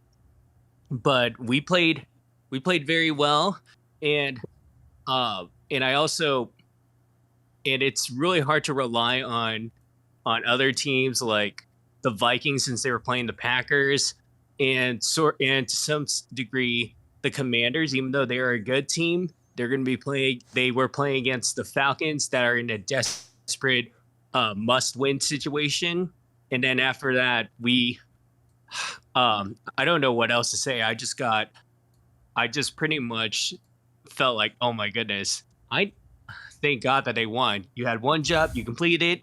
Now I need a doctor, it's like that situation. But of course the job is not done yet. We still got a lot to work on. Hopefully McVay will rest our star players because they need it. Our O-line men needs it. The O-line is super important because, and in the past, I think 3 or 4 games, even against the Bills, Matt Stafford didn't even get a sack, which means the O-line has been doing a fantastic job in protecting Matt Stafford. Of course, our offense could have done better, and we need to worry about how we can make better plays, but also scoring low in the past few games, especially against a few banged up teams or a few bad teams. It might send a message to basically let the other playoff teams lose their guard, Yeah. because they would see us as a low scoring team, but they did not realize that we allowed up to 9 points in the past few games, and we haven't allowed a sack, and we had at least 8 sacks throughout the past 3 games. Unfortunately, not against Josh Allen, but the rest of the games we landed sacks. And so that's what's good about our defense. So if we play like how we played the Bills, and we play offensively, and if we play defense just like the other 3 games, then we should be able to make it to the Super Bowl and also maybe get our revenge against the Lions now that they don't have Montgomery. Yeah. Well, I mean, we'll definitely see how that shakes out. That Lions-Vikings game, if the Rams lose, it'll be, they'll play likely one of those 2 teams, because I don't think the Bucs are going to blow it against the Saints, not after the way they played today. So, absolutely not. We'll see what ends up happening. But I appreciate you calling in for the first time. Love having a newcomer in here, and I just guess I'd ask you what your final thoughts were on the team. Thank you. I would, of course, say that we should never lose hope on the Rams, since McVay is a really good coach. And I know there's a lot of haters that would say, "Oh, McVay could have made a lot better plays," but he's still a good coach. He's the youngest coach, and it's really hard to. And when people say, "Oh, you're at what cost does going all in mean after buying yourself a Super Bowl?" And I do agree with you on all of your points. And here's one thing that most people don't understand. Winning a Super Bowl is so difficult, you have to go through at least so many teams, potentially, out of all 32, almost more than half.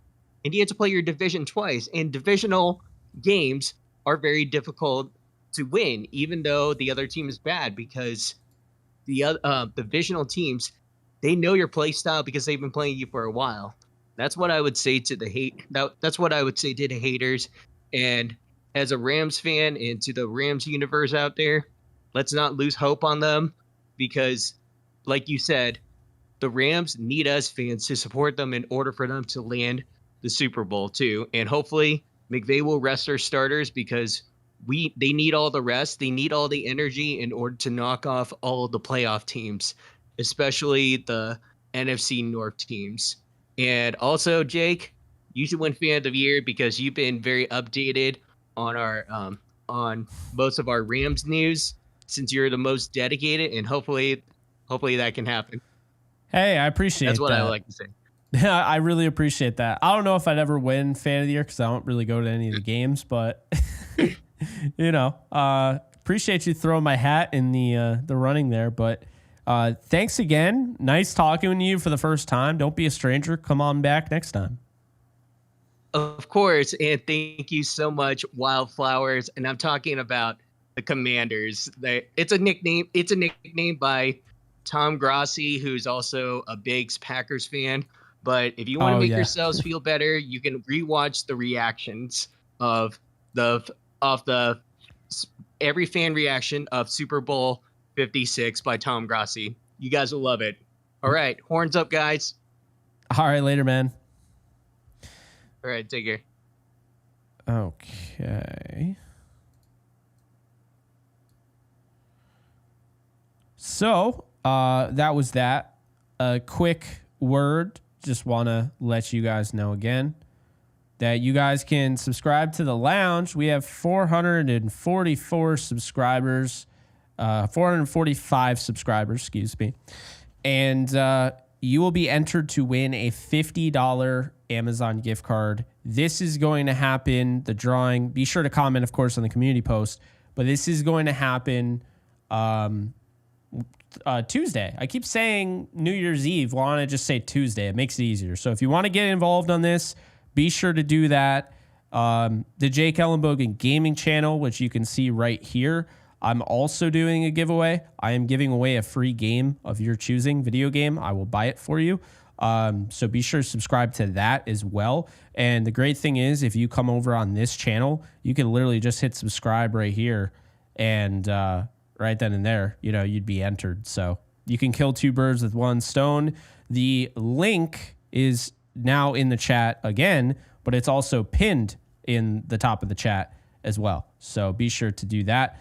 That was just a word from our sponsor. Just kidding, of course. Our sponsor's Prize Picks. Shout out to them. But let's go with Eric W. Eric W., how you doing?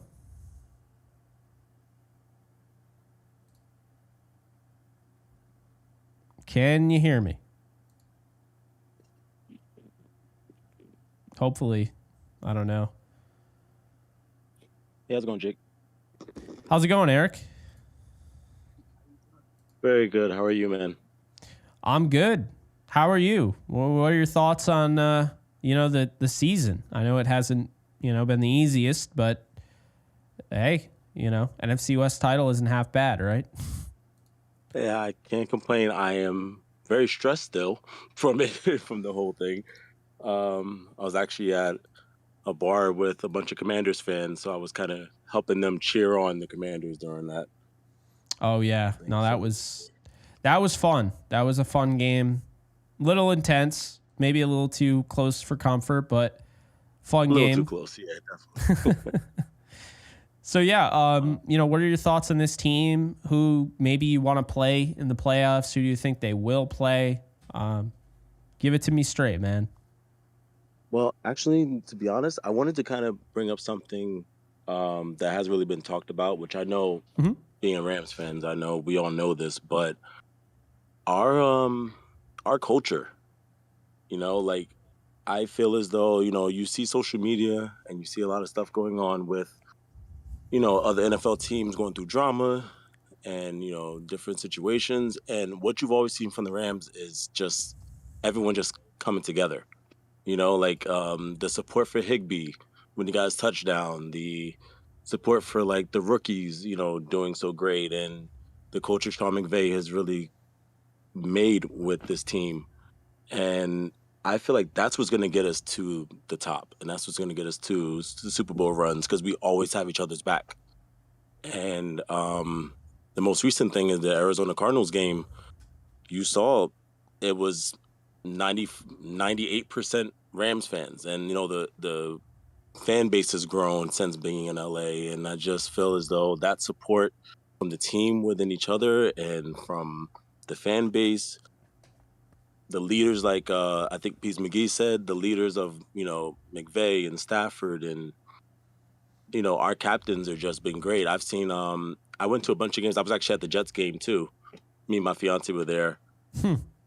So I know you were too freezing along with us. Oh, good Lord.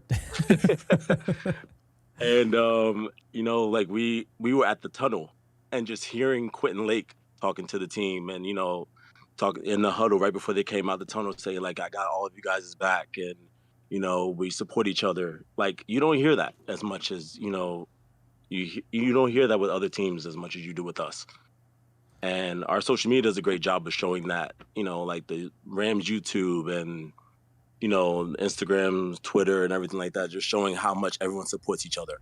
So I feel like that's going to be a big factor for us in the playoffs now, with us winning the division and having that leadership and having that camaraderie. It's going to be great for us.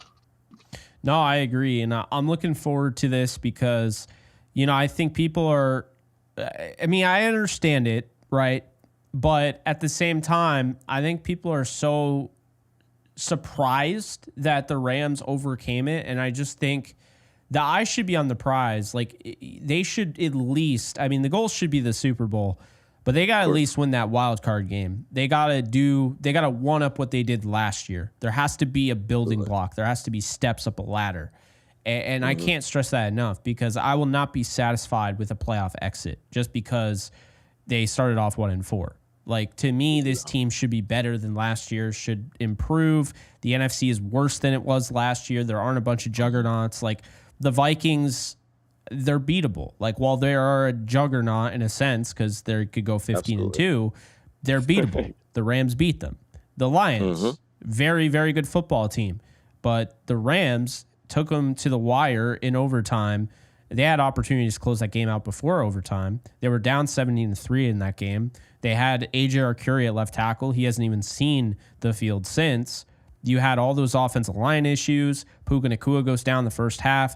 Like, there were a lot of issues that they were dealing with, and even still, they rallied back and made it a game at the end and actually took over. And they blew the lead. It is what it is. But the point I'm making here is that there's not a Bill Belichick Patriots team, in this crop. Maybe the Chiefs, but they're just not dominant. They're finding ways to win, but they're not dominant. They're not like a scary team where I'm worried they're going to drop 40. Right. So I think it's definitely a different side. It's very different as far as, like, there's a way that the Chiefs have been winning, and there's a way that the Rams have been winning. Yes. And like, we find ways to win based on like our effort and our just what we do as a team, and coming together and never giving up.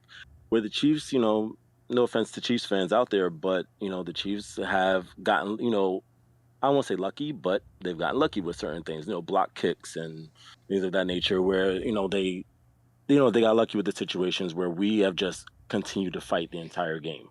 And that's what's gotten us to the point that we've gotten to now, beating the Bills and, like, doing what we did in the 49ers game. We were at the 49ers game as well. And it was very, we got heckled, but, it was just great to just walk out of there knowing that we won the game based on how hard we fought. So, I just love the effort that the Rams have done this entire season. Yeah. 1-4, like you said. Wasn't easy. And well, I could tell you when I was out in SoFi and I had a really bad taste in my mouth after that Eagles game. And, they were quick to turn it around. They got healthy. You had the first half against the Saints, didn't look great. Second half looked great. And then they carried that in the Buffalo game. And that Buffalo game probably took a lot out of them. But they found ways to win the 3 games after that. And now they're in the playoffs. So, from here on out, we'll see what ends up happening. But they are the first team in NFL history to start. I don't know if you knew this.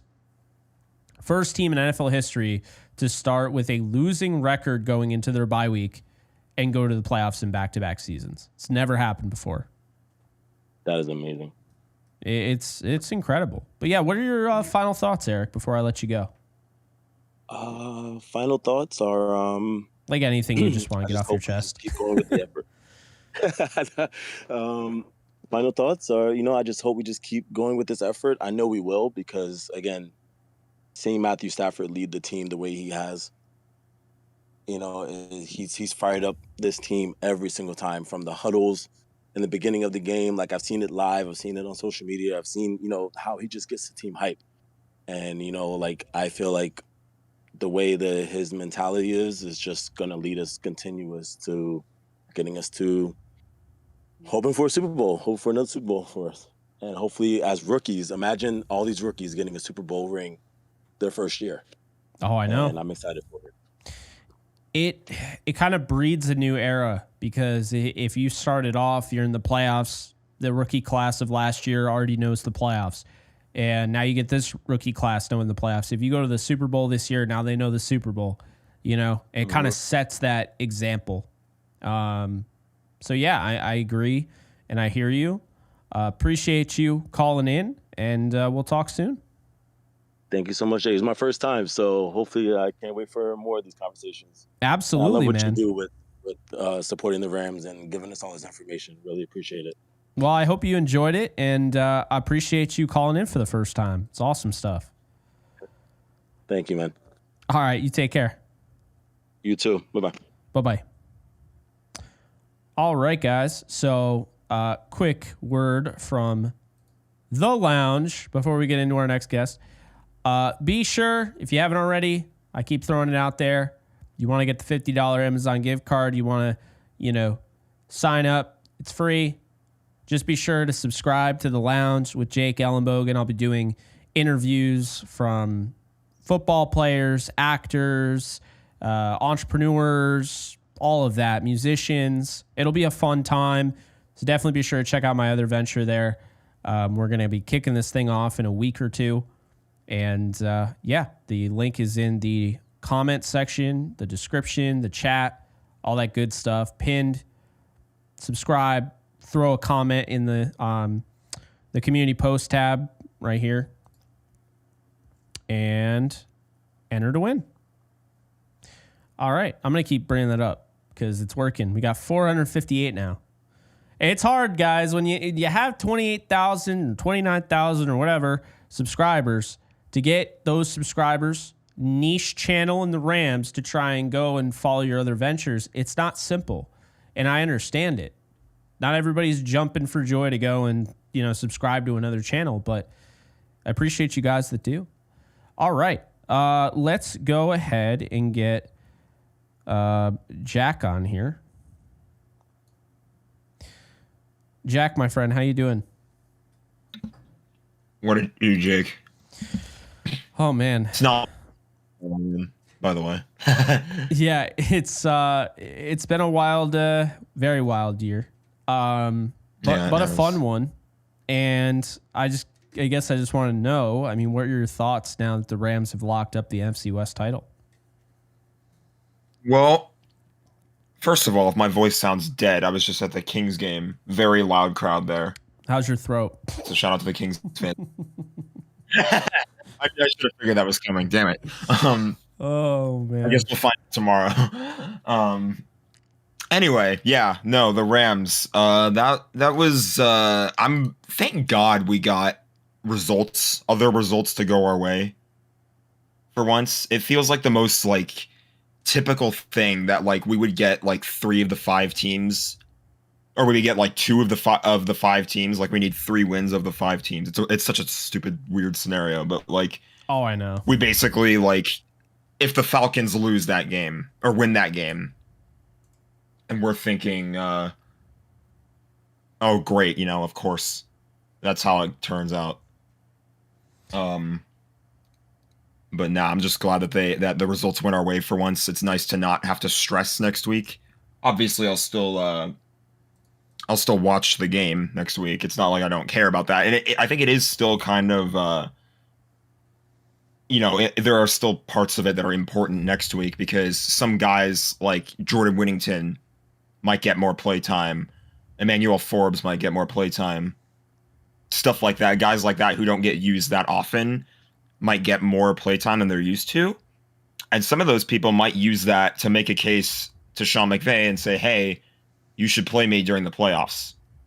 Yeah. I don't know exactly how that'll turn out yet, but some of those guys still will have something to play for next week. So I think it's going to be a fun watch, but I'm glad to not really have to stress about it anymore. I can just sit back and watch Red Zone for the most part and just chill out and relax. No, definitely. Yeah, I mean, who would you want to face out of all the teams? Like, who are you really like? Yeah, I don't know if maybe it's the best fit, like easiest win or whatever, but I want this team in the playoffs. Is there anybody or no? There is. I want Green Bay. I think the last time we played Green Bay, it was a fluke because we had everybody hurt and the game it was another one of those games where like we were still right there. Our defense gave us a chance to win and then our injured offense just couldn't execute at the very end. I feel like we can take Green Bay fully healthy. Yeah, I definitely think so too. I think if Jordan Whittington doesn't go down, they win that game. That's just how I feel. So that was annoying. Yeah. And I hate the Bears because they did nothing good for the Rams this year. They could not help out at all.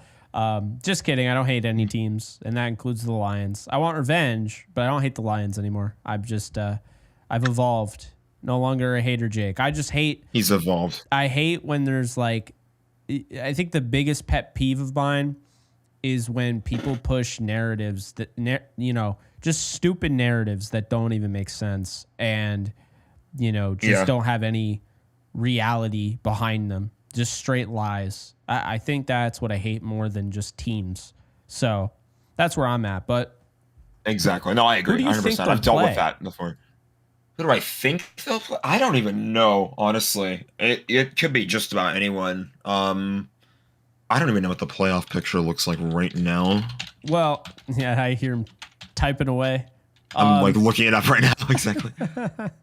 Yeah, so Jack, they can either, depending on where they finish third or fourth, they're either going to play the Lions, Vikings, Packers, or Commanders. If they get the fourth seed, Tampa would have to win. The Rams would have to lose. If the Rams lose, then they will have the fourth seed if Tampa wins. Now, if the Falcons win, Tampa loses, and the Rams lose, the Rams still have the 3 seed. So based on that, the 4 seed, they can only play against the Vikings and the Lions. If they have the 3 seed, they could play against the Commanders or the Packers. So that's how that would work out. Okay. Why do I feel like the NFL is setting us up on another collision course for the Lions? I mean, they probably are. It would make sense. It would be the most watched, game of all the wild card games. So, sure, why not? We'll go with Detroit. You're going with Detroit. Run it back, I guess. At SoFi too, it'll help. Because part of me feels like the Rams are gonna win with Garoppolo, but I kind of feel like it's Rams Lions again. I do. Yeah. It's just a tough call. And I mean, I don't know what the Seahawks are going to do next week either because they're out now. So, like, who knows what? They could just go out and play for pride at this point.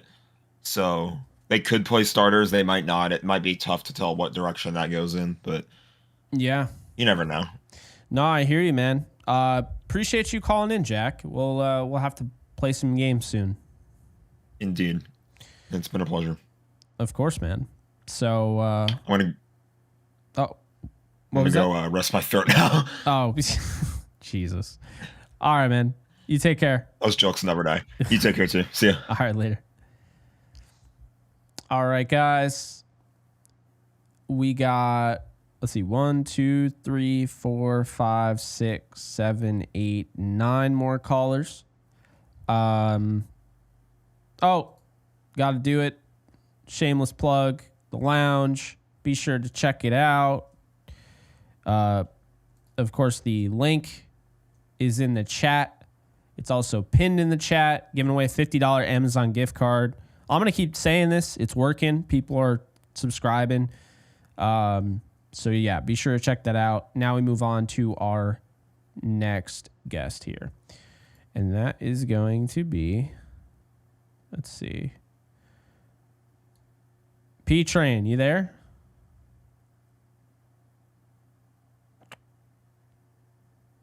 P-Train? I tried, man. I think P-Train's asleep. Oh, well. Okay. I just took myself out of the call-in. That was idiotic. All right, let's see.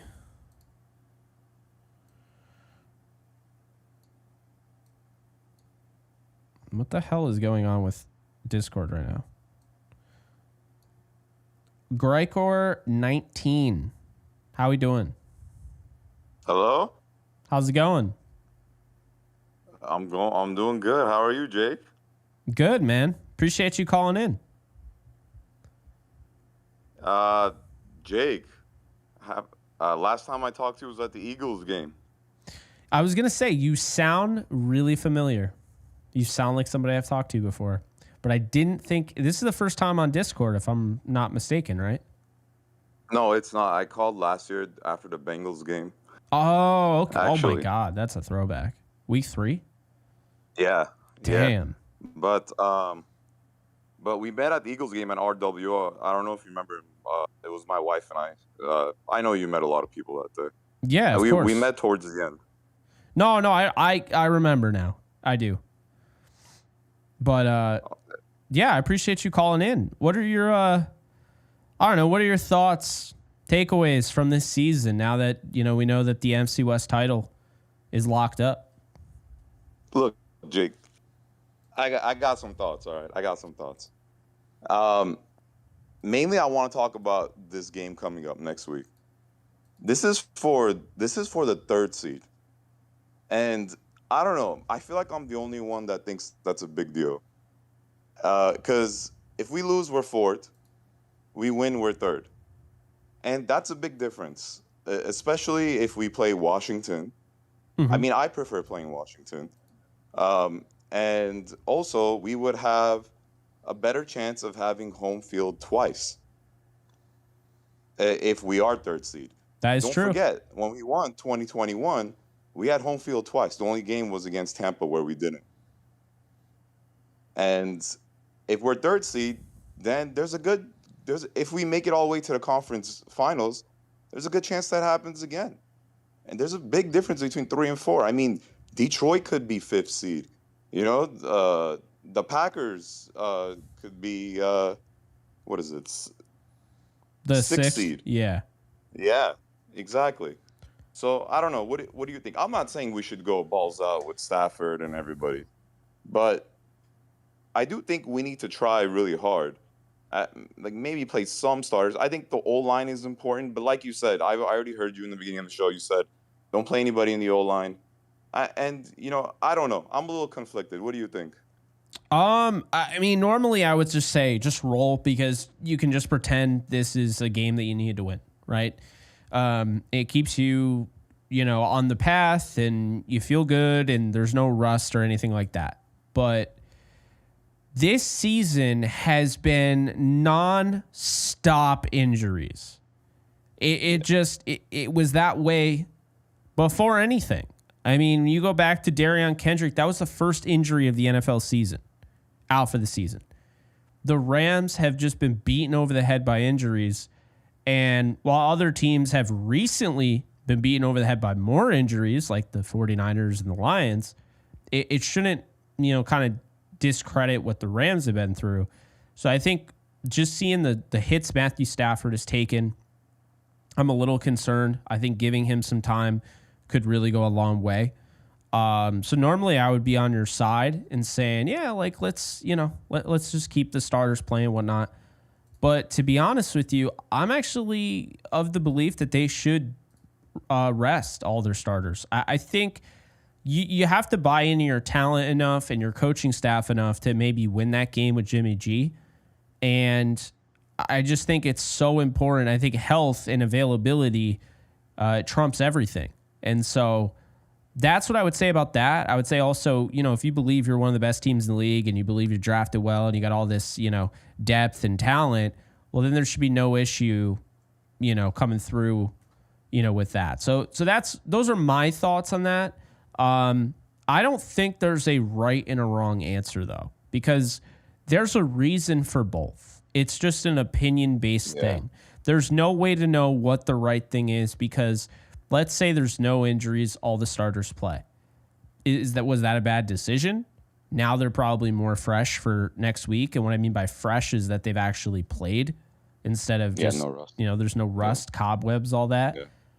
At the same time, maybe this late in the season, you would take maybe a slow start to a first quarter if it meant having everybody healthy over potentially losing a key contributor and not feeling like you have a chance at the Super Bowl because of it. So I just don't think there's a wrong answer because I think it's a very opinion-based decision. I like there's no ironclad, this is right, this is wrong.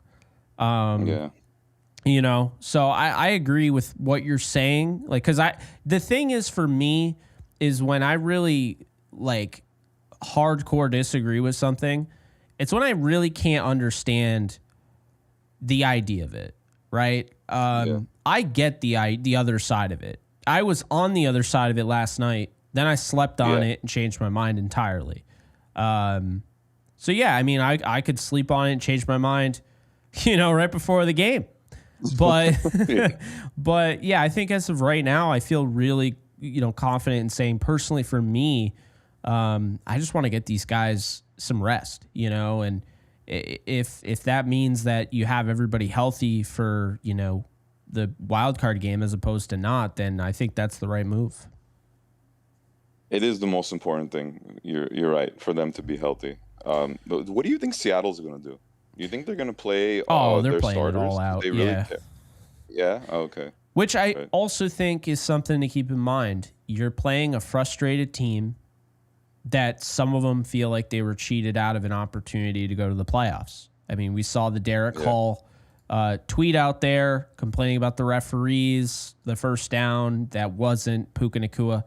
I think you run the risk of late hits and some dirty hits and trying to injure you.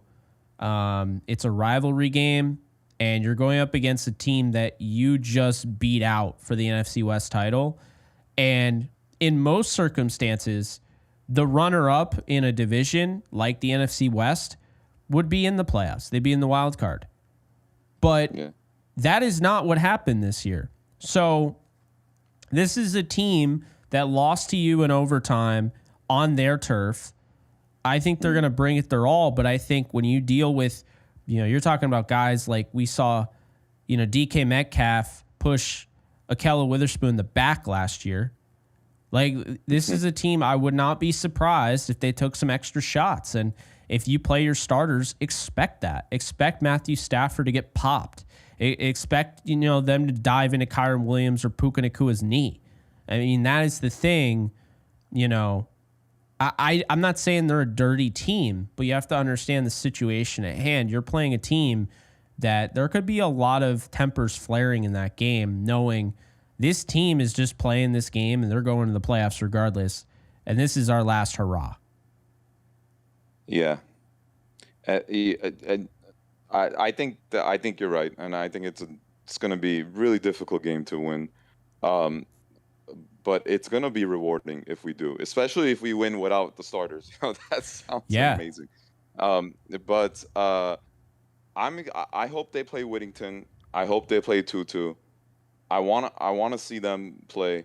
And, I have to say, I want to see Puka, Whittington together really bad. I'm not talking about this next game. I'm talking about in the future or even in the playoffs. Oh, I do too. I want to see that combo.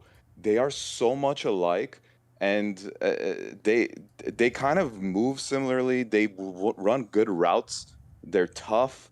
They're energetic. They have great hands. They're just smart. I just love and to have both of them out there at the same time would be amazing. And I just don't know why we haven't been doing that. I mean, I understand D-Rob catching touchdowns. He's been good in the red zone in the season, throughout the season, but not lately, of course. But he hasn't been producing much lately. And why couldn't we just try it just for a little bit? During these past 3 games, put Whittington in to play with Puka. Sometimes I love Sean McVay, but sometimes I just don't understand. It's like Okello, okay? Yeah, Why haven't we been playing Okello all season? What's I know. going on? Yeah, did Okello say something about one of the coach's mothers? Like, I really don't understand. I mean, I know he's a good-looking guy. I don't know, but come on, like, what's going on? Like, I wish we could test things out. Because we have the talent and we're not using them. Yeah. No, I get that, man. It's definitely frustrating. It's something that I've brought up multiple times, and yeah, I mean, I think that as things go on, you learn more and more about your team, and the better coaches of the league, they make adjustments. They see this guy should be getting more reps. They did this last year with Demarcus Robinson. It helped their offense, right? There are other coaches that are stuck in their ways that don't change what they're doing, and therefore it doesn't matter. They're just not going to give those guys a chance. The Rams, luckily, are not that type of team. It just is still frustrating that it happens. There is one guy they're not giving enough of a chance, and that is Tutu Atwell. It's always been Tutu Atwell.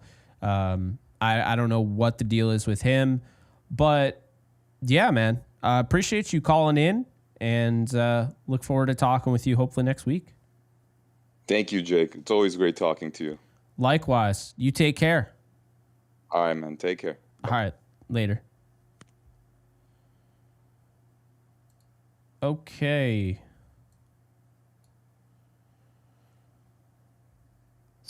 Hey, what's Rusty, good, Jake? what's up, man?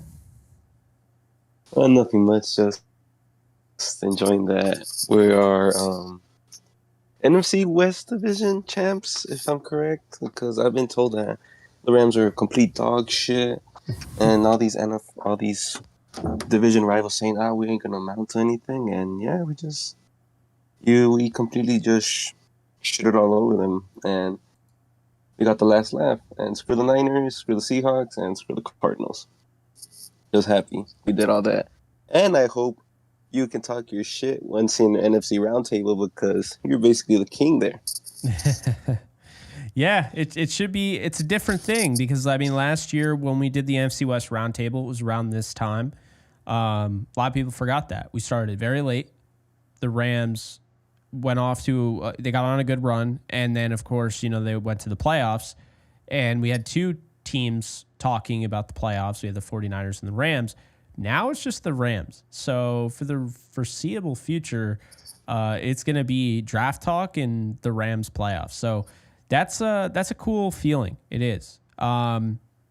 With that said, it is. What are your thoughts on just how this season went? And I guess I want to ask you, who would you want them to play in the first round? And who do you think they will play in the first round?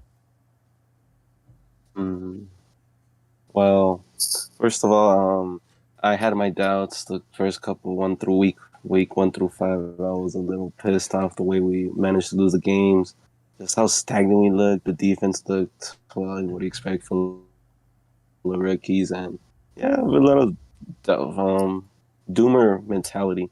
Then we started picking up, but then we went back in earth. And then this last stretch was very stressful, not gonna lie, because the offense they've been on vacation since the Buffalo game, but the defense has saved their ass, and hopefully the offense can carry their load and finally the defense ignites a fire under their ass and say, hey, yeah, we can't always win like this. You gotta help us out. And yeah, the Rams made me look dumb. I am very critical on the way he play calls and everything, but thank God he proved me wrong. And yeah, just happy that we're in this position. It was really hard, not gonna lie, and I just hope the offense just gets a spark and we won't be complaining about that anymore. And At this point, I really don't know because this whole seeding thing is still confusing. But if anything, the way our luck goes, I'd probably say we probably play against the the Packers.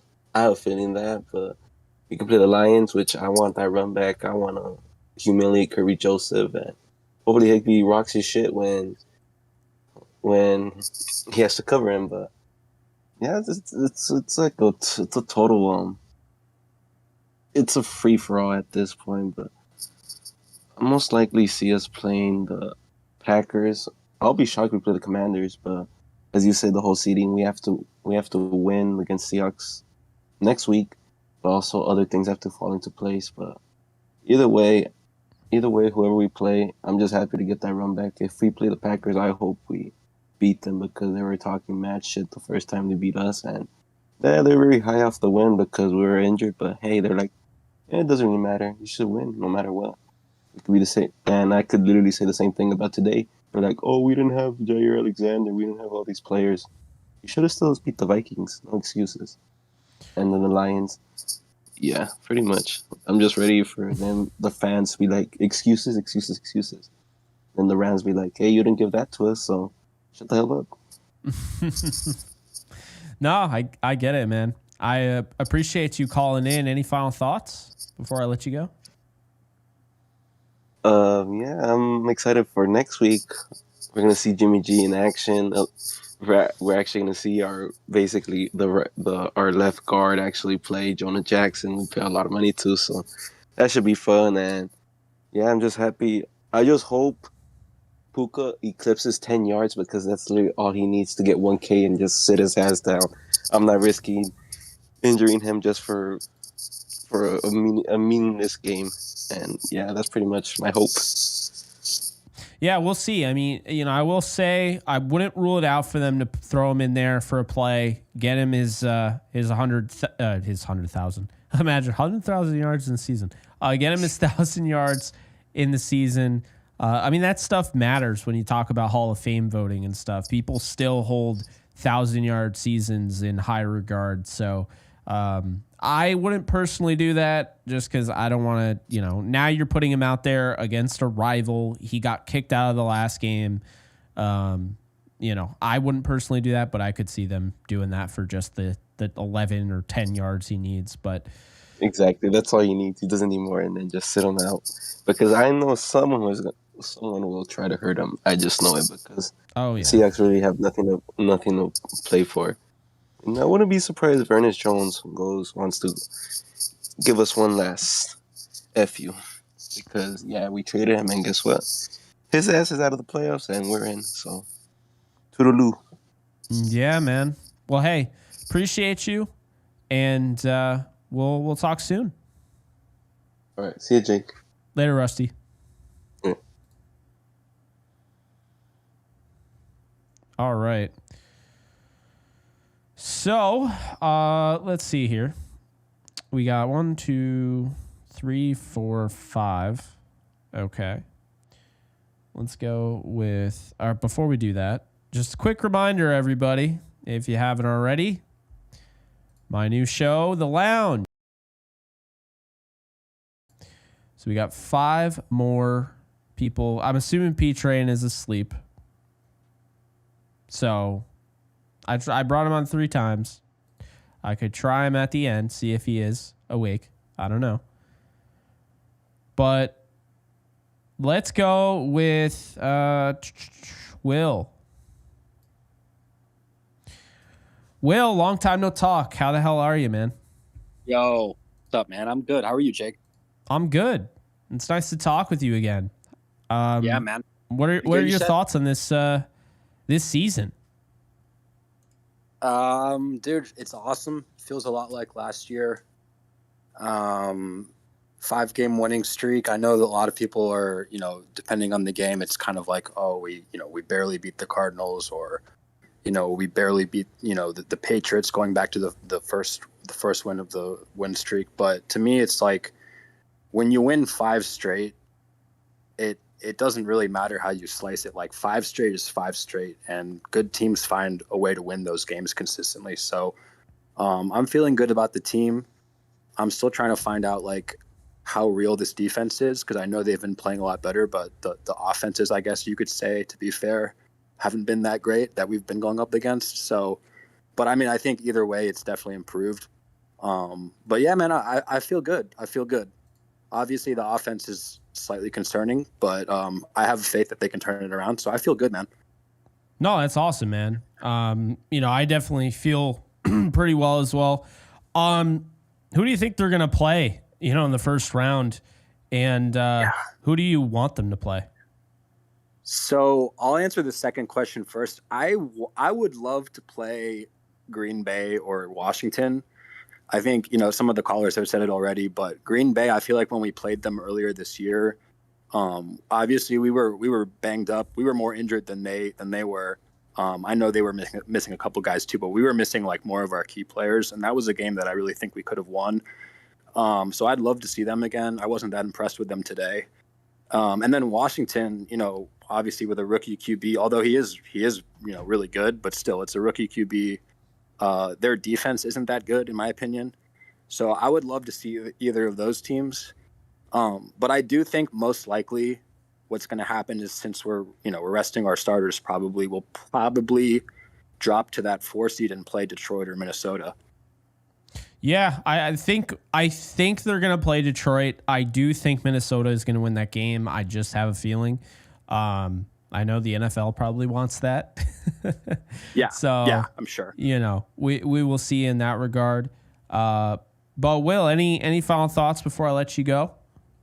No, man, not really. Just wanted to quickly say that. I guess the one quick thing is, I think, a couple things quick is, I think Jack made an interesting point earlier. Like, there are certain players that I am really interested to see. Like, he mentioned Whittington, Forbes, and then I'll give you another one is Blake Corum.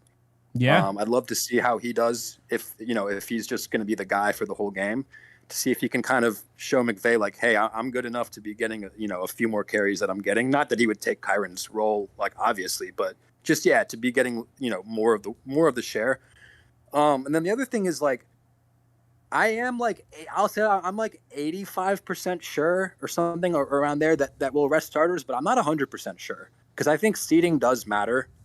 And so I'm just really interested to see what the decision is there, because, I mean, the seeding does matter. You play an easier opponent, and then if you advance, it becomes a higher chance that you keep home field, that you match up against, someone better in the next, someone like a lower seed in the next round, and so on. So the seeding does matter. So I don't know. I'm interested to see what we do. I do think we rest our starters, but I'm not like 100% sure that that's what McVay will do. Yeah, I mean, I could see, maybe he rests like the key guys, like the stars. I could see him do that. I would rest all the starters, but I could see him just doing the stars. I mean, that's kind of what they did against the 49ers. Their starters played, but, most of the stars didn't. So, there is that. Right. But yeah, I hear you. But Will, appreciate you, man. And we'll have to talk soon. Yeah, for sure, man. Take care, Jake. Later, boys. Go Rams. All right, you too. Later, man. See you, dude. Okay. Apparently we got super chats, and YouTube is just bugging right now. I don't know if you can see my feed. Someone said the stream is dead. I had to check. It doesn't look like the stream is dead, but So first off, SoCal, if you hear this, I apologize. I wasn't able to get you on. Big reason why you changed your name on Discord, I totally forgot. Had you kept your name at SoCal Ram 88, I would have remembered and I would have brought you on. By the time I went over to bring guests on, I had totally forgot. So, with that said, I'm sorry about that. Retro Schmetro, thank you for the 2. Stunting with those victory shades. Jake Ellen Rogan. I don't know. Does Joe Rogan wear sunglasses ever? But no, I get what you're saying. Appreciate it. Josh Chapman, thank you for the 2. Sign more LSU players. Go Tigers. They churn out some talent, that's for sure. Thomas Moore, thank you for becoming a member. Sorry, you became a member like over 30 minutes ago, and I'm just now getting you. I'm a bad person, but appreciate you nonetheless. If you're still here, appreciate you. Brian Beadle, my friend, thank you for the 2. Stafford is on the next level in the postseason. He's going to go God mode as long as you keep him healthy. I'm telling you right now. Feed me more Seahawks. Thank you for the 5 from the NFC West Roundtable in the Hawks Nest. Congrats on winning the division, Jake. I will be out for blood on the Roundtable, but no excuses coming from a Seahawk fan. You earned it. Appreciate you. Means a lot. Anybody that, watches that show, obviously you guys are really helping us build something special. So really appreciate you just for that. And then this obviously is really nice of you. So, thank you for the support, and I look forward to it. All right. We got 1, 2, 3, 4 left, 4 guests. Once again, the lounge. I'm going to just keep posting the link because I got to. I'm obligated at this point. Almost at 500 subscribers on the lounge. If you want to enter to win a $50 Amazon gift card I'm going to give away on Tuesday, be sure to subscribe and drop a comment on this post right here. So the link is literally in the chat. It's free. You can head on over and hit that. By the way, 722 likes. Appreciate you guys for showing up and showing out. Means a lot. Huge stuff here. Really, really big live stream. We're almost at 10,000 views. So, again, really appreciate you guys. One of our longer streams of the year. Remember, we used to do 5-hour streams almost every day, it seemed like. And then I had to cut back because I was like, this isn't healthy to be sitting for 5 hours straight. But 2, I just would die at the end of those streams. I'm not as whatever, like the stamina there throughout a live stream isn't like it once was, where I could just ramble on for 4 hours before I started, falling off a little bit in enthusiasm. But to be fair, it is also 2:10 a.m. on the East Coast here. So there is that. All right, let's bring on, upside down. Look at this. I don't know what the hell's going on with OBS. I have no freaking clue. None. I have no idea what's happening. I also haven't restarted my computer. I probably should have done that before I went live, but you never know.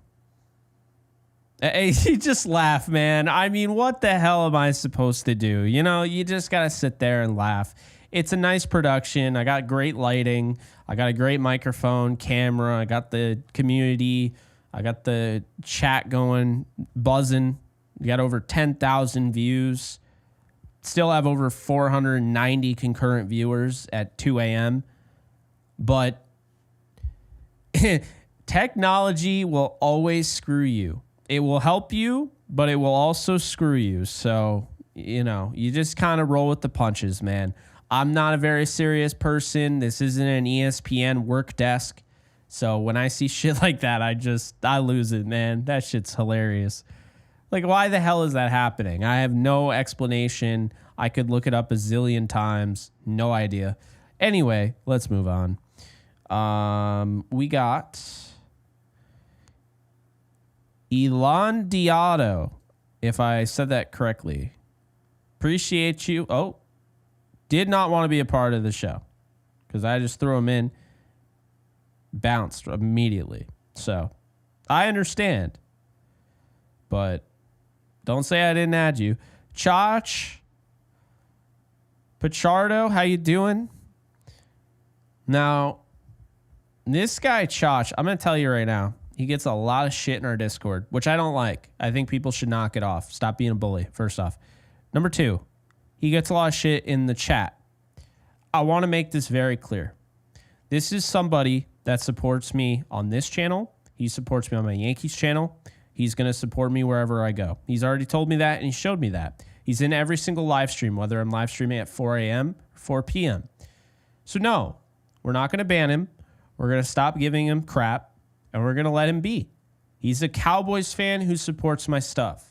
Can we just get along and stop being assholes? All right. Chach, you there? I don't hear you if you're talking. Unfortunately.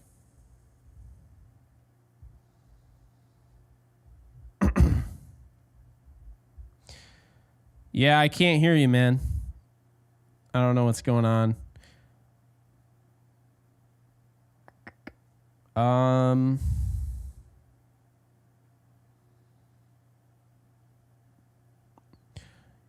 Try like backing out and backing back in. I'm gonna go to some other guests and then I'll try and bring you on at the end. So yeah, try and like reset if you're on a computer, reset your computer, reset Discord, whatever, and I'll come back to you. Okay, anyway. Let's see. Elon Diot. Bruh, you did it again. I brought him on and totally just left. I don't think he's doing it on purpose. Anyway, Blaze Blue Beats. You're on J Live. What's up? How you doing?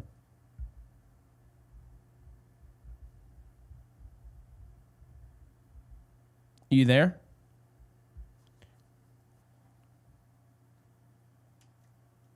All right. We're kind of going to start going rapid fire because, you know, it's 2 hours, 60 minutes. It is 2:15 on the East Coast for me. So, guys, be sure that you're ready when I call on you. We'll try P-Train again just because. Fourth time a charm, P-Train. You there? Hello? Okay. Doesn't appear to be. Okay.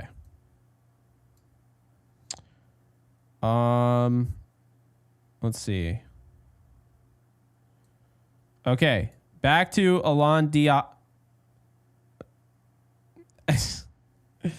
Oh my God. Every time, man, it just keeps disconnecting. This is wild, dude. All right. I'm trying to give you a shot, and it just keeps kicking you out, or you're kicking yourself out. I don't know. I have no idea. Anyway, Blaze seems to be back. What's up, Blaze? How you doing? All right. Can you hear me now? Yeah, I got you. Okay. Now it goes. Oh, eesh. Like when you picked me up, it just disconnected on me for some reason, or I couldn't switch my microphone on. Oh, yeah. Well, you know, that's just how technology is, man. Like I was just saying, it's nice, but it screws you. Yep. Sometimes it takes your video and puts you upside down, making you look like you're Spider-Man. Anyway, what are your thoughts on the on the Rams? Yeah, the season. It was I know like a lot of people lost faith, but I said like if they could get healthy, get hot, win the next couple games after that bye week, I'm like, okay, get some momentum. And what turned me around was saying, especially that Buffalo game, that was the biggest. Because I think if we lost that game, I think we probably wouldn't have gone on the run we did. Yeah. But the fact that we somehow won that game, and we're eking out wins, even though offense is not really showing up. But I'm not really worried about that. I mean, yes, play calling could be better, but we definitely need Heavenstein in that offensive line because no boom cannot play. Yeah, he definitely is not a right tackle. To his fairness, to be fair to him, he is not a right tackle. Yeah, no, he's not.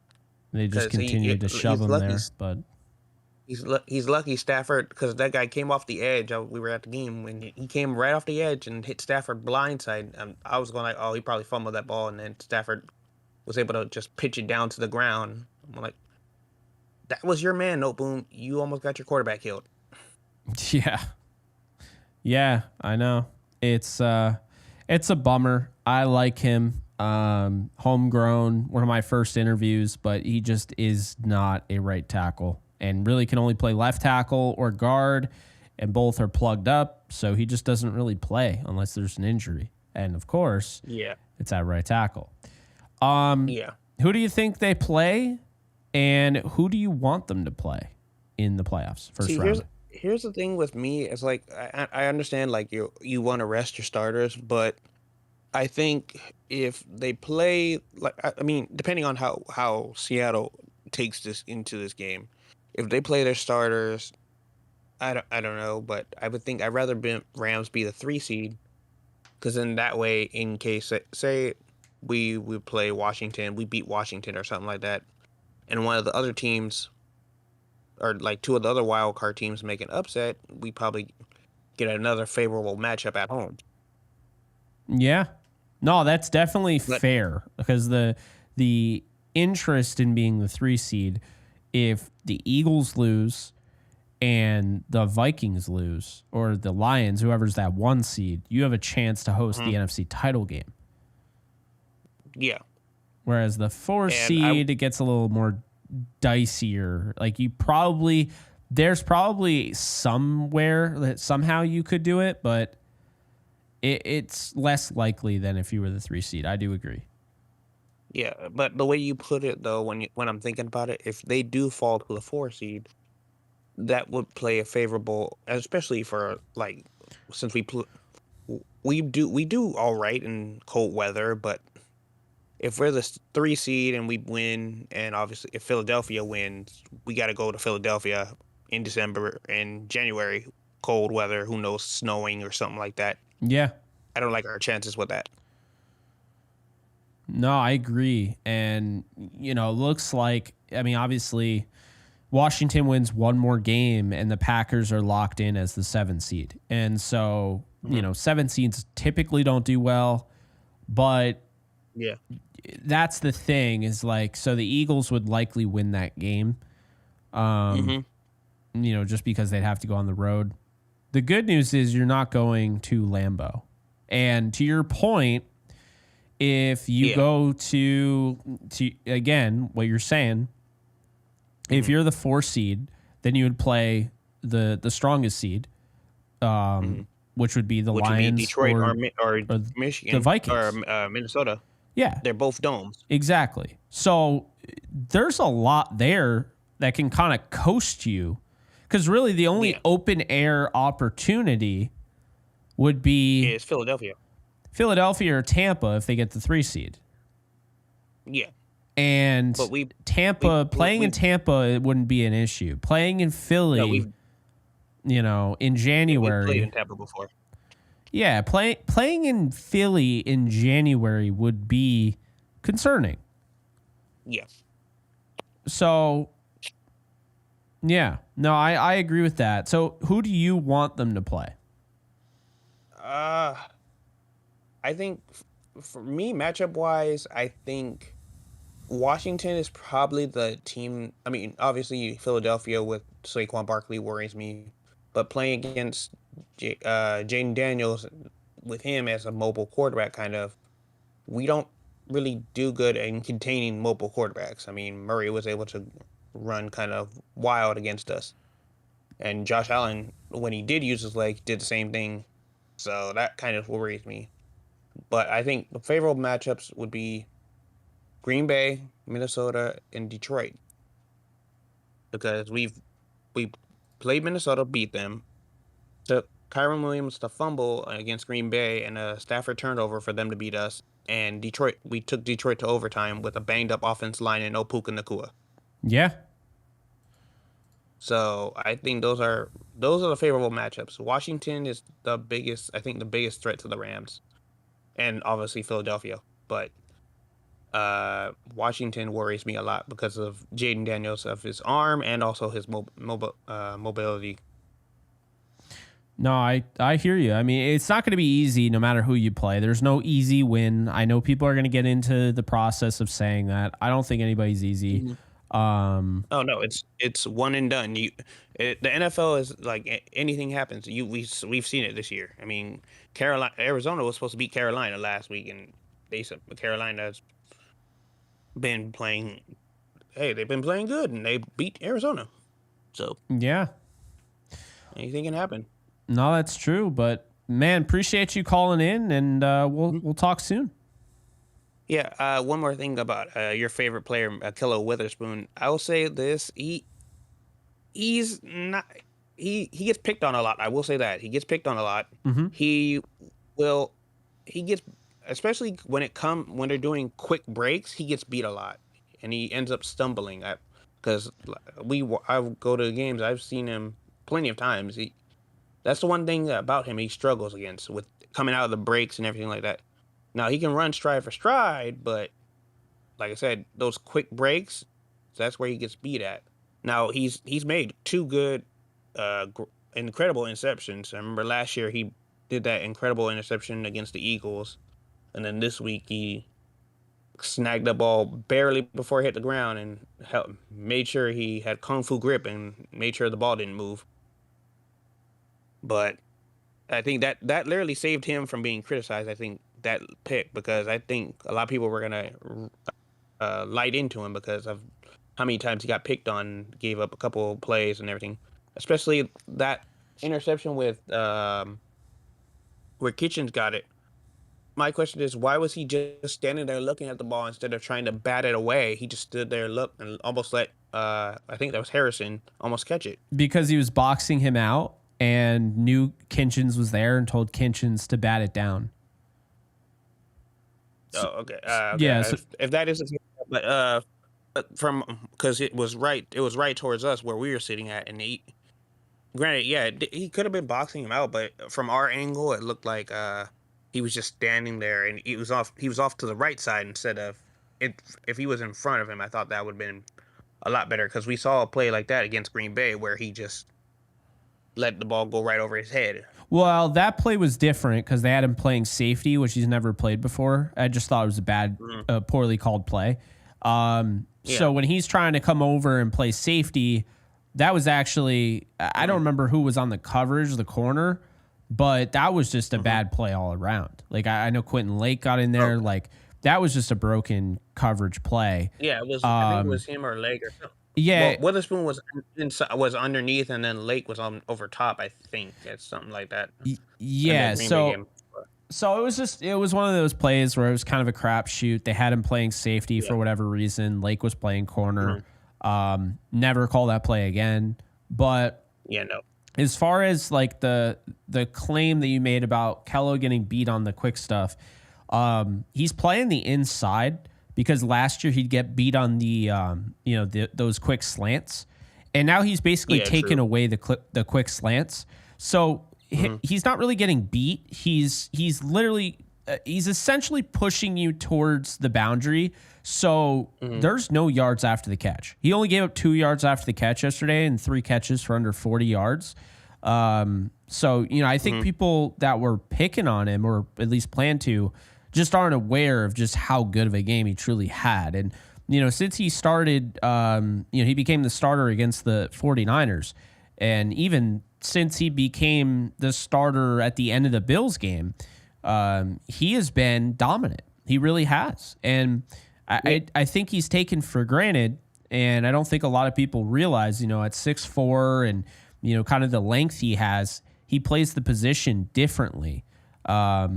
But he's still, he is a special athlete that I just don't think people realize how good he truly is. So, that's just the rebuttal that I would make. Just, being at the game against the Jets, people were saying, oh, he's getting burned. And, I would say, to kind of clap back at that, he never got burned. You can't get burned on an out, quick outs are not getting burned. True. But looking at the way, he was covering, say, Garrett Wilson, a lot of people really underestimated how horrible that field turf is. It's the worst playing surface in the league. They were in the freezing cold, and Kello's trying to make sure he doesn't tear his ACL. He purposely... That was what worried me about that game. Yeah, and he purposely, kept Garrett in front of him, gave up the yards, but he wasn't about to tear his ACL to try to make a tackle. He wanted to keep him in front of him. only gave up like 50 yards to Devontae Adams and Garrett Wilson. And, you know, he came up huge on that pass breakup. So, and obviously the 49er game, I mean, he was untouchable, unflappable, 3 pass breakups, second time in his Rams career. You'd have to go back to, I think, 2010 to find the guy that did that last. But yeah, you know, I think he is criticized because I don't think, and this is a brutally honest answer, but I don't think a lot of people understand the cornerback position. They don't understand that, you know, they're going to give up catches. It's like, for instance, this is how I would explain it. It's like assuming your starting pitcher in baseball is going to throw a perfect game every time he goes out there. He's going to give up hits. Mm-hmm. He's going to miss his location. He's not going to miss some bats. He's going to have some games where, okay, maybe he gave up 4 runs in that game, but he did a lot of good things. And that's how I would explain it, because corners, damned if you do, damned if you don't. And, you know, the touchdown that everybody was throwing him, they were throwing on him against the Jets, you know, that wasn't his touchdown. They were in zone. Nobody was there where, you know, Devontae Adams was, and he came over and tried to push him out of bounds. And so, unfortunately, the way PFF works is that when, you know, they're going through and they're looking at all of these, they're giving corners responsibility for going and making a play, for going and tackling. So because Kello actually cares and doesn't make business decisions and tries to actually tackle, he ends up getting hit with those yards, that screen pass to Breece Hall. You know, he got hit with all of those yards in that game. So I just think really there's just a lot of misinformation. There's a lot of, you know, disingenuous coverage of his game. And that's why I was so glad he got that pick, because it finally started to kind of shut some people up. And hopefully it forces people to go back, watch the film, understand what they're watching, realize this guy has crazy speed, athleticism, the length is there. No one else on the team is going to be able to make that play because he's always looking for the ball. The other guys don't always do that. But the length is how he needed every single inch of that length that he has, you know, to come down with that pick. So I just think he is a very underappreciated player that got a little bit more appreciated after that game.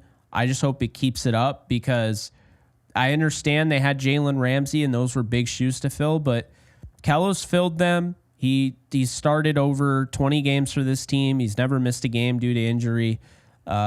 He's never once called out the team for not starting him. And he gets flack like a guy that, you know, called out the team, or a guy that, you know, demanded a trade. And the funny thing is, some of the guys that did demand a trade to leave this team, those were the guys that always had the protection from the fan base. So, you know, that's what I would say about that. Yeah, you're right. He does get like a fair, like the way they treat him is unfair sometimes. But like I said, just the way some of the plays he gives up, you're correct. He gives up plays, but at least he tries to make tackles. Sometimes he doesn't, but he makes a good decision. Yeah, I mean, he only gave up 1 first down, you know, on Saturday. So, you know, while he gave up not even 40 yards to Marvin Harrison Jr., he also only gave up 1 first down. So he was doing exactly what they needed him to do. And then he had a huge pass breakup that just isn't talked about nearly enough. A better play than the interception. The tight end in the end zone. Yeah, that was huge. And he was held and he was pushed off. And he still came back and he made a diving pass breakup. So, yeah. But appreciate you calling in, man. Yeah, no problem. Hopefully after another win, or hopefully this will be another great run for us again. Yeah, absolutely. Well, you take care and we'll talk soon. Yep, will do. Thank you. All right, later, man. Bye.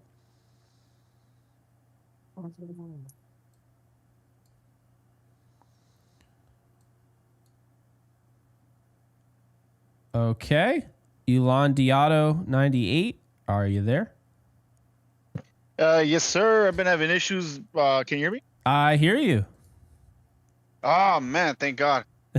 Dude, I've been fucking with your channel since you dropped that Seahawks get more attention when they win. Oh no, when they lose and when they win. Oh, you're an Your OG. first video, bro. That was my first ever Yeah, bro. video.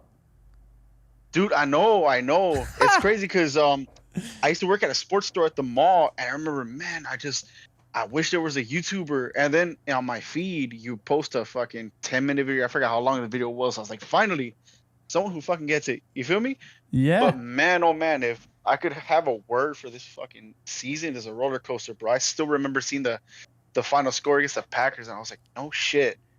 I was like, fuck, it might not be there here this year, but shit, I hope we don't go out sad. And looking back, I'm like, god damn, bro. Shit. I'm glad this team didn't fucking, give up or anything, But dude, I got a couple things I want to talk to you about, bro. Yeah. Especially this, bro. What do you think about Jonah Jackson? Like, should we get rid of him? Like, I got a little theory. So I did read up on Steve Avila when we were drafting him, saying that he had played about 118 snaps at right tackle. I mean, if McVay's willing to put Jonah Jackson at center, which he like almost little to no experience in, why won't we give Steve a shot at right tackle, keep Bo Limmer at center, and then maybe give Jonah a chance at left guard? Maybe that could pan out. I mean, what's the worst that could happen? I mean, a repeat of what, against the Eagles or Packers, when he came back and we had a horrible O-line game? I don't know. I think that might be somewhat of an option to try out. I mean, hey, what do you think? That's the first time I've heard of that. So I actually didn't even know that. So I appreciate you bringing that to my attention. I mean, I was pushing for a guy that's never played right tackle before in Jonah Jackson to play right tackle over Noteboom, because we know Noteboom can't. We don't know if Jonah can. But that sounds better. Do you remember, like, do you know when he last played? Was it 2022? Like, when was the last time Avila played right Honestly, tackle? it might have been when he was at the Bullfrogs back in his TCU days, because I remember reading this in the Rams Wire. It was talking about like all the good tips, like all the good things that he brought as a upcoming Ram, and he has, damn, I can't remember the last date specifically, but apparently he has like about 118 snaps. So I could be wrong about the number. Majority of them he had is center and left guard. Apparently he played left tackle in high school, but I wouldn't want to risk, Avila playing left tackle, especially that star position. Yeah, I'd just rather have him be either a center or, like I said, try him out at right tackle. I mean, it won't hurt until you try. I mean, shoot, they had freaking Jonah Jackson play center, like a position he virtually had like little to no experience, but like it's been a long time since he's played that position compared to Avila, who has a lot more snaps than he's had at center, if I'm not mistaken. Yeah, so to confirm what you were saying, he actually played 113 snaps at right tackle in 2020.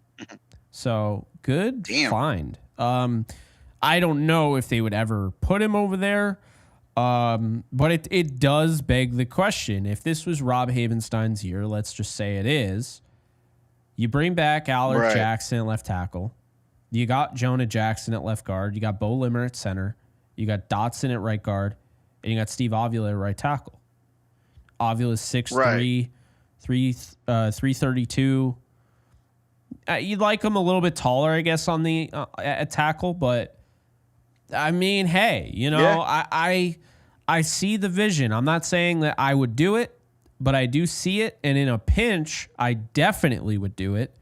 Then I would play Jonah at left guard. Yeah, just to because I like an O-line. This is one of the reasons why Sean McVay is like my favorite head coach. Versatility, the fact that he tricks you a lot, the play action and everything. I mean, I can go on and on, but yeah, it's just the fact that he likes to trick his opponents. I mean, he runs a lot on pre-snap motion. I mean, shoot, just to add this to his, this is like I said, he's the biggest reason he's like my favorite, head coach of all time, bro. It's like versatility, bro. I mean, I wouldn't mind it. But on the topic of alignment, there's this dude, I know it's gonna be a while before we look at the draft, but look out for this left tackle who plays for USC. His name's Elijah Page. He's a big 6'7" left tackle. I think he would be a monster for the Rams. Like, I see him, being picked high, but I mean, who knows? But yeah, that's a good prospect, bro. I would say look out for him in the 2026 draft if he declares for the draft, but who knows? He's a monster at left tackle, in my opinion. Yeah. Yeah, no, I'll definitely keep an eye on that. Haven't gotten in the draft yet, obviously. So once the Rams are eliminated, hopefully they're not, and they're hoisting the Lombardi Trophy, I will get into it. But as of right now, Yes, yeah, sir. I haven't looked enough to really know a ton about the draft. I'm gonna ask you, final question What's up? here. Who do you want the Rams to play in the first round, and who do you think they'll play in the first round? It's funny. Me and Josh were having this conversation briefly before I got on here because we kept getting in and out. His issue was he couldn't hear you, but I digress. I would want us to play the Washington Commanders, because I don't know. I mean, team full of rookies. It's reminiscent of that 2017 matchup we had against the Falcons, where the more experienced team beat the inexperienced team. I see that happening, but I don't know. I mean, like I was telling them, I don't know, something about the Eagles, more the Eagles and the Packers that just kind of like, I don't know, like I don't want, because those are teams like if you get going, it's really hard to stop. But then again, we were injured. They weren't as much as we were. So, I mean, who knows? Sky's the limit, but anything could happen. Once you get Jordan Love going, it's like, fuck. Jalen Hurts too. So, like I said, for now, I'd want us to play the Commanders because the seeding as well. I mean, we'd be able to host 2 playoff games. So I hope this game against the Seahawks we win out because, man, oh man, just being able to just host, 2, like how we did in 2021, I think it would be big. Yeah. No, I think I would definitely say this about the Commanders. They're not as young as people think. They have a rookie quarterback, but they got guys like Bobby Wagner, Frankie Louvu, Jeremy Chin. That's right. This is a veteran laden team. I mean, you got guys that came over with Dan Quinn, who by the way beat the Rams in 2017. Oh yeah, that's true. That is true. So that's why I'm just like, I feel like everybody's beatable, but I'm not saying anything about like, oh yeah, like Washington is the easy one, which I think a lot of people are going to say. Because I'll tell you right now, I think that they could absolutely get to, Jaden, and I think they can make him turn the ball over. But I also think if it's a close game, that's the last guy I want at quarterback, because this is a guy that could absolutely torment them with his rushing ability. And he's still, while he doesn't look like the biggest, bulkiest quarterback, he's still, you saw it tonight, he generates some missed tackles. So he could be a bad matchup. I mean, kind of, Kyler Murray, I think he is way better balanced than Kyler Murray. I think he's a better player right now than Kyler. So yeah, I don't necessarily think it would be I don't think any of these would be a gimme. I just think they're all beatable. Nobody is. I'm looking at like, oh, this is David versus Goliath. So you know what? Yeah, that is true. I used to say that. Look at my words coming back to haunt me during that time. But I used to tell everybody I would run across with when I used to work at the mall. I would always tell them, "Hey man, you never know. The Bengals could make it all the way." And then having to play them in the Super Bowl, I was like, I take it back. They'll make it all the way, but they won't win. So I was like, hey, who knows? You never know. Any given Sunday, Tuesday, I mean now Saturday or Sunday, man. Any given day you could lose. It's true. But it's man. true. It is true. Yes, sir. But hey, appreciate you calling in, and we'll talk soon, yes, man. Yes, sir. Yes, sir. Real quick, last time I tried getting in, I couldn't. I was having the same issues against I think Eagles and whatnot. Also, too, dude, I recommend you dropping in other podcasts. I mean, I know you want to like grow your channel and everything, bro. Mm-hmm. Dude, I listened to what's the thing called? Lockdown Sports for the Rams. Lockdown Rams. Dude, there's this one host named Travis Rogers, bro. I feel you two would be yin and yang. I think he's a closeted freaking Niners fan because every time he talks about the Rams, always something negative, always something negative. And I know you're positive, bro. Dude, I would love to see you kind of clash like on some Shannon Sharp, fucking Stephen A. Smith kind of shit, man. That would be epic, bro. But yeah, keep dropping content, bro. Always listen to your shit whenever I'm at work, bro. But yeah, keep up the good work, man. Hey, I appreciate that, man. Yeah, we'll try and get something together. Got a lot of respect for them both, and Doug and I definitely got to get something working. But yeah, appreciate you, and we'll talk soon. Yes, sir. All right, you have a good night, brother. All right, you too. Thank you. Okay, so then there were 3 because I'm assuming P Train is asleep. I've tried him 4 times. So let's go with Chach now. Let's see if he can hear. Chach, can you hear me? I cannot hear you. Hey, what's up, Jake? Oh, can hear you now. Hey, what's up, man? I was like, man, Discord hates me. Like, they don't want no Cowboy fan. Like, how dare this happen? Like, what the hell happened? So, I got to ask you, as a Cowboy fan, knowing obviously the team isn't going to make the playoffs this year, are you pulling for our Rams to run the table here? I'm curious. I'm rooting for the Rams, but if it comes down that they play the Ravens, I'm sorry, I'm going with my Ravens. Oh, well, that's understandable. I mean, you're a Ravens fan, so I get it.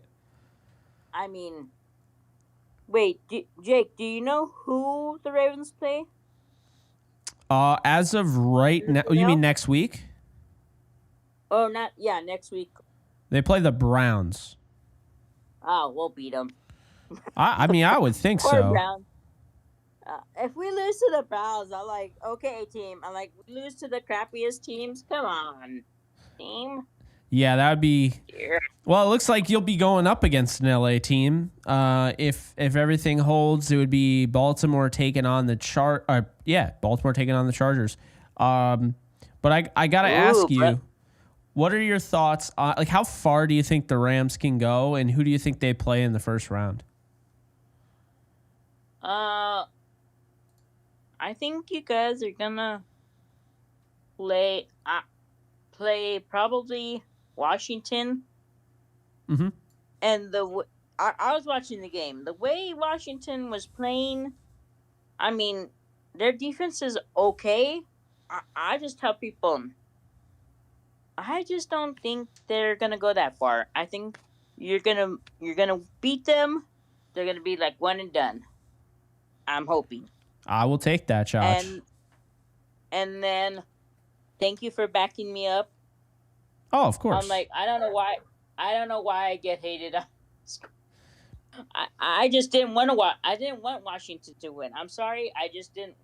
Why am I gonna be rooting, for my division?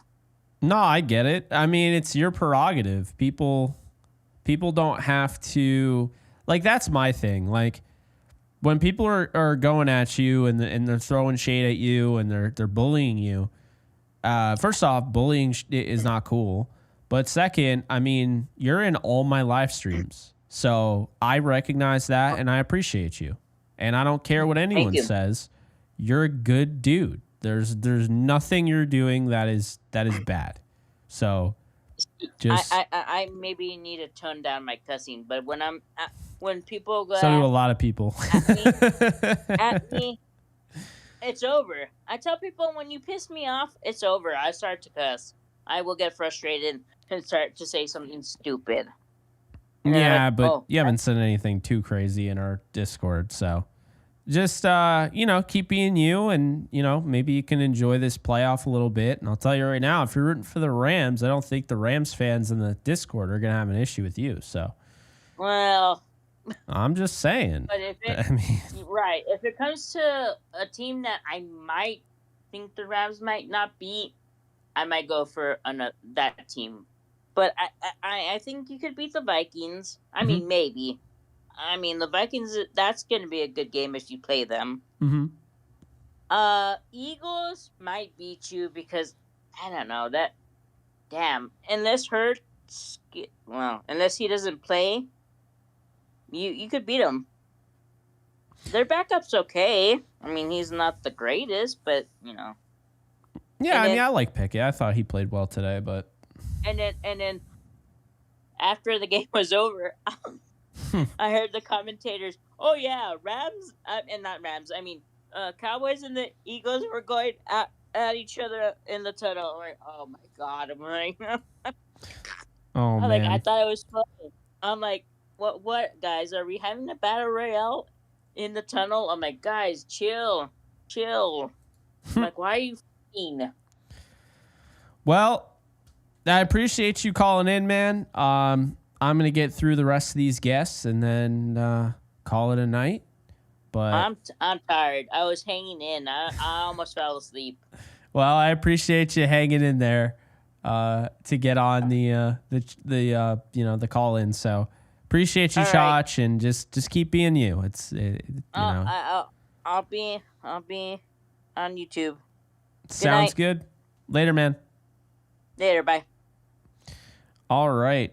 We're almost at 11,000 views. It's crazy. If you can't tell, I am tired. This happens. But I also don't hide it very well.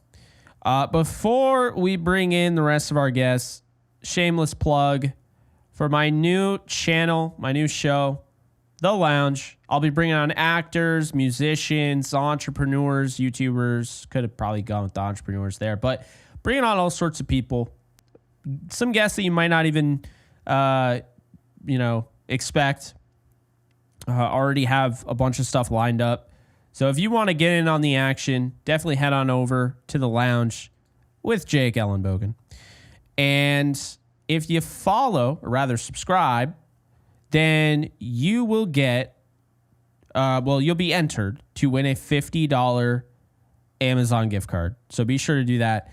And before I get into that, my guy Darius Hines with the 50.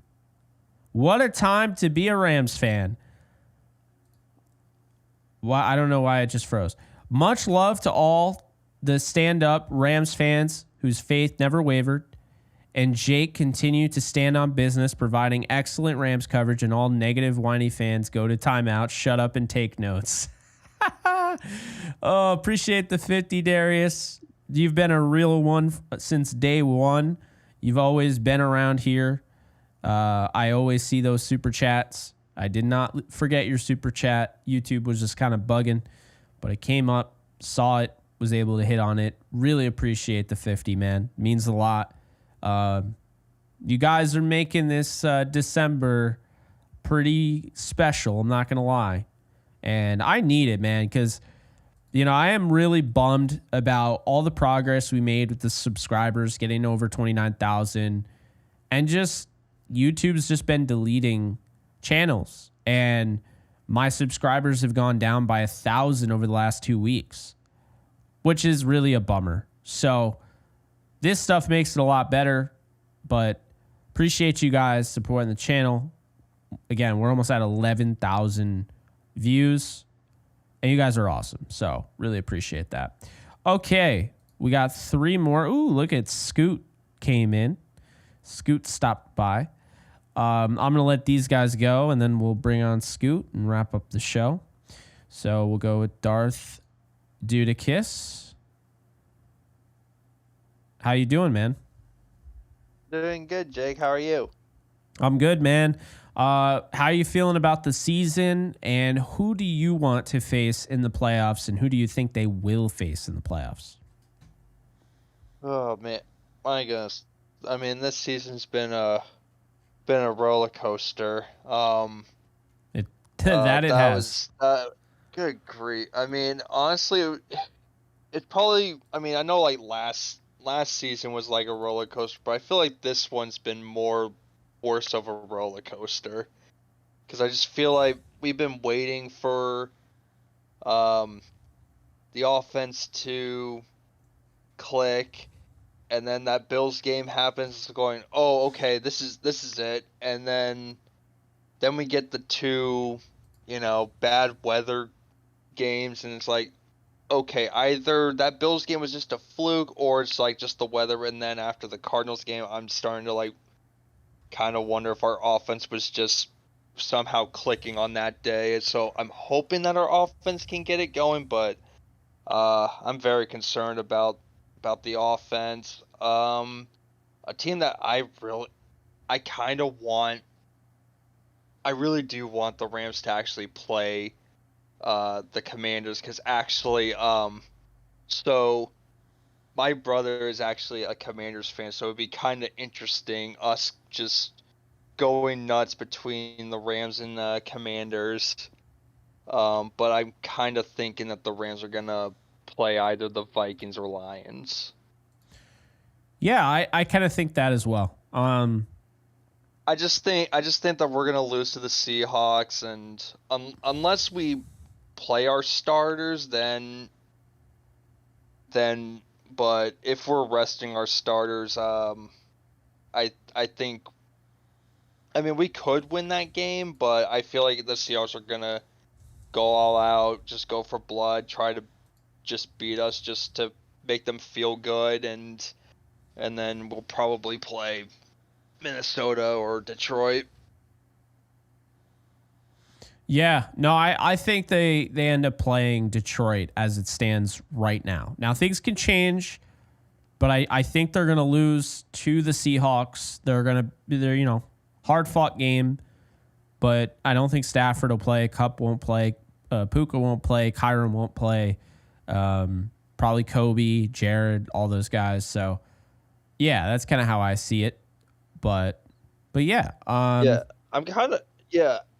I think one thing I understand the risk of like resting the starters of like possible rust, but in some ways I think maybe it might be a positive, like maybe getting a rest, like get some healing going, and maybe it'll click the offense, like who knows, like maybe hopefully I'm hoping, but I'm really concerned, but I'm hoping that maybe even Cooper Kupp will maybe like get back to a bit of his like form that we've seen parts of this season, by getting rest, and hopefully we can try to make a deep playoff run. Yeah, that's definitely the hope. I think the rest is definitely beneficial. I think that they match up well against everyone, except I will say that Washington game, I think Jaden Daniels, his mobility is a concern. Mm-hmm. I think with the Lions, they've played them tough. The Lions haven't really been able to run the offense where they're just blowing teams out. They haven't been able to do that against the Rams in their two meetings. But I do think even without Montgomery and the injuries that they've had, they do have speed. They have Jamison Williams. Yeah. They have Jahmyr Gibbs. Those are guys that could make, big time plays. Of course, Laporta, Amon-Ra. So really good looking stuff there from them. And then the Packers, you got a gunslinger, right? You already played against him. That's good and bad, because you can turn him over, but he can also make you pay in Jordan Love. I don't know if Christian Watson will be able to go. He's kind of all over the place injury-wise, but they have stuff. And then you have the Vikings, who the Rams won that game, but that was on a short week at home. The Vikings, this would be in Minnesota. Or no, it wouldn't be. It would be in LA if they, didn't beat the Lions and the Rams had the 4 seed. But I think Darnold is really good.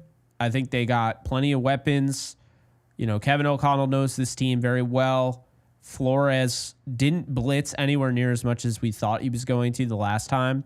Would probably blitz a lot more this time. I think that they match up well, but I think all of them definitely could provide something that could give the Rams an issue. The Eagles, I think, are the worst matchup because they absolutely dominate the line of scrimmage. They can take away your pass rush to a degree, and then they can run the ball with Saquon, who could very well. break Eric Dickerson's record next week. So that's how I would look at that. But do you have any final thoughts before I let you go, man? Yeah, I mean, I do agree with you on like the Eagles, and of course, if we, win, we're, if we do end up, winning a playoff game, like, most likely, unless some weird things happen, we'll most likely probably play the Eagles in the divisional round, most likely. Wait, I mean, whew. Yeah, because, in that Eagles game, because I felt like, we played decent. Like, it felt like in the first half we were playing well, and then the second half we just could not stop Saquon Barkley. Like, it felt like we were doing pretty well, and then it's like, okay, we're in this game, and then right when Saquon Barkley on the first play, it's like, okay, there it is. Like, and then it just ended horribly after that. But I'm definitely think if the Rams offense can, they don't necessarily have to be amazing, but if we can just get back to a form, I think that this team can make a deep run. But if they keep doing the way that they're doing, I personally kind of think that they're going to be a one and done. I just don't think, I know our defense has done well, but I just don't think the defense is going to be able to keep up and bailing this offense out if the offense can't pull its weight too. So we need the offense to click if we want to be able to have any chance of making a deep playoff run. Yeah, no, that's definitely fair. But yeah, appreciate you, man. I appreciate you too, Jake. You take care. Talk soon. All right, you too. All right, later. So we got AZZA and then Scoot, and then I'm going to bed. Oh, man. AZZA, how we doing?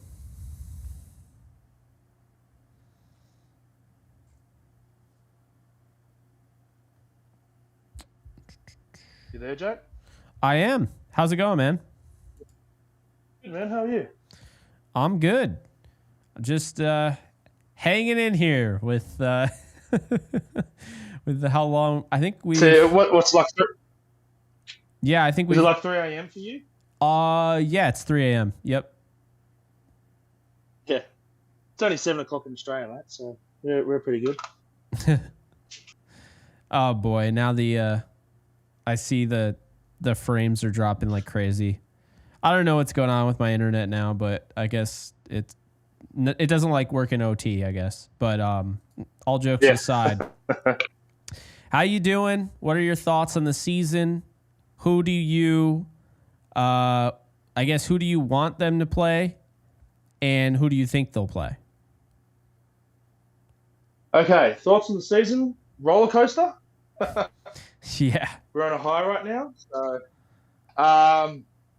who do I want to play? I wrote it in your subs for a while ago, but I want to beat the teams that have beaten us, just to prove that we are legit Super Bowl champion team, like Eagles, Lions, and Green Bay. I'd love that to get to the Super Bowl, just to prove everyone that we have a Hall of Fame quarterback, and we got the genius at the coach. So that's what I want. But what I think we'll get Washington. You think they get Washington? Yeah. Okay. Yeah, I thought that's what you said. I just wanted to clarify. Yeah.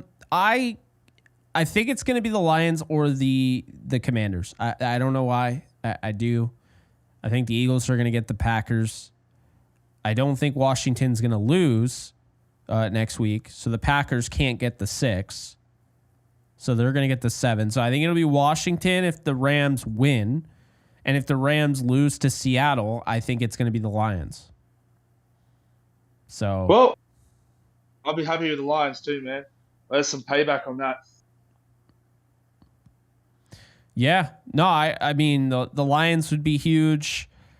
I do think Washington with Jaden Daniels could be a huge mismatch, just because I think he is a better player than Kyler, and that Kyler style of quarterback has given them fits. I think he's more accurate, so that's a concern of mine. Well, the pass to win it. Wow. Yeah. Today was when he hit Ertz. Wow. That's both that threw kid, the tight ends wow. at the end of the game. One threw the game winner, and one had it. Threw it at his helmet. Oh my god. Oh, that was through the eye of a needle. I know, crazy. Yeah. I got a question for you. Yeah, of course. I know it's not good to speak about off season, but just knowing with the good players that we're going to be coming up at the end of this season, who is your 1, 2, 3, 4 of re-signing? Is it Christian Roseboom, Michael Hoyt, Akilla Witherspoon, or Alaric Jackson? Who's your priority on that list? 1, 2, 3, 4. So my priority would go with, let's see, Roseboom, Jackson, Akello, and then what was the other one? Hoyt. Okay, I'd go Kello, Hoyt, Jackson, Roseboom. Right. Interesting. Yep. I really think. See ya. Oh, are you leaving now? No. I was just going to say I'd go Jackson number 1. I love Akello, but we've been proven to draft cornerbacks, and there's not that many good left tackles out there. And I think wherever we're going to be drafting, all the good left tackles are going to be gone, all the tight ends are going to be gone, all the weapons are going to be gone. So I think Alaric Jackson should be our number 1 priority to me, just to protect Stafford. Well, that's if Stafford doesn't retire.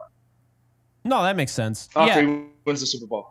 Yeah. Yeah, I think I just think Kello's a great fit for this defense, and I think you can get him somewhat cost effective, because I don't think he would need a giant contract. He hasn't been paid in 3 years or whatever. So, I think you could get him cost effective. He's a leader. I think he could be a captain next year for this team. Michael Hoyt has been huge in special teams, but I love him in that cheetah package.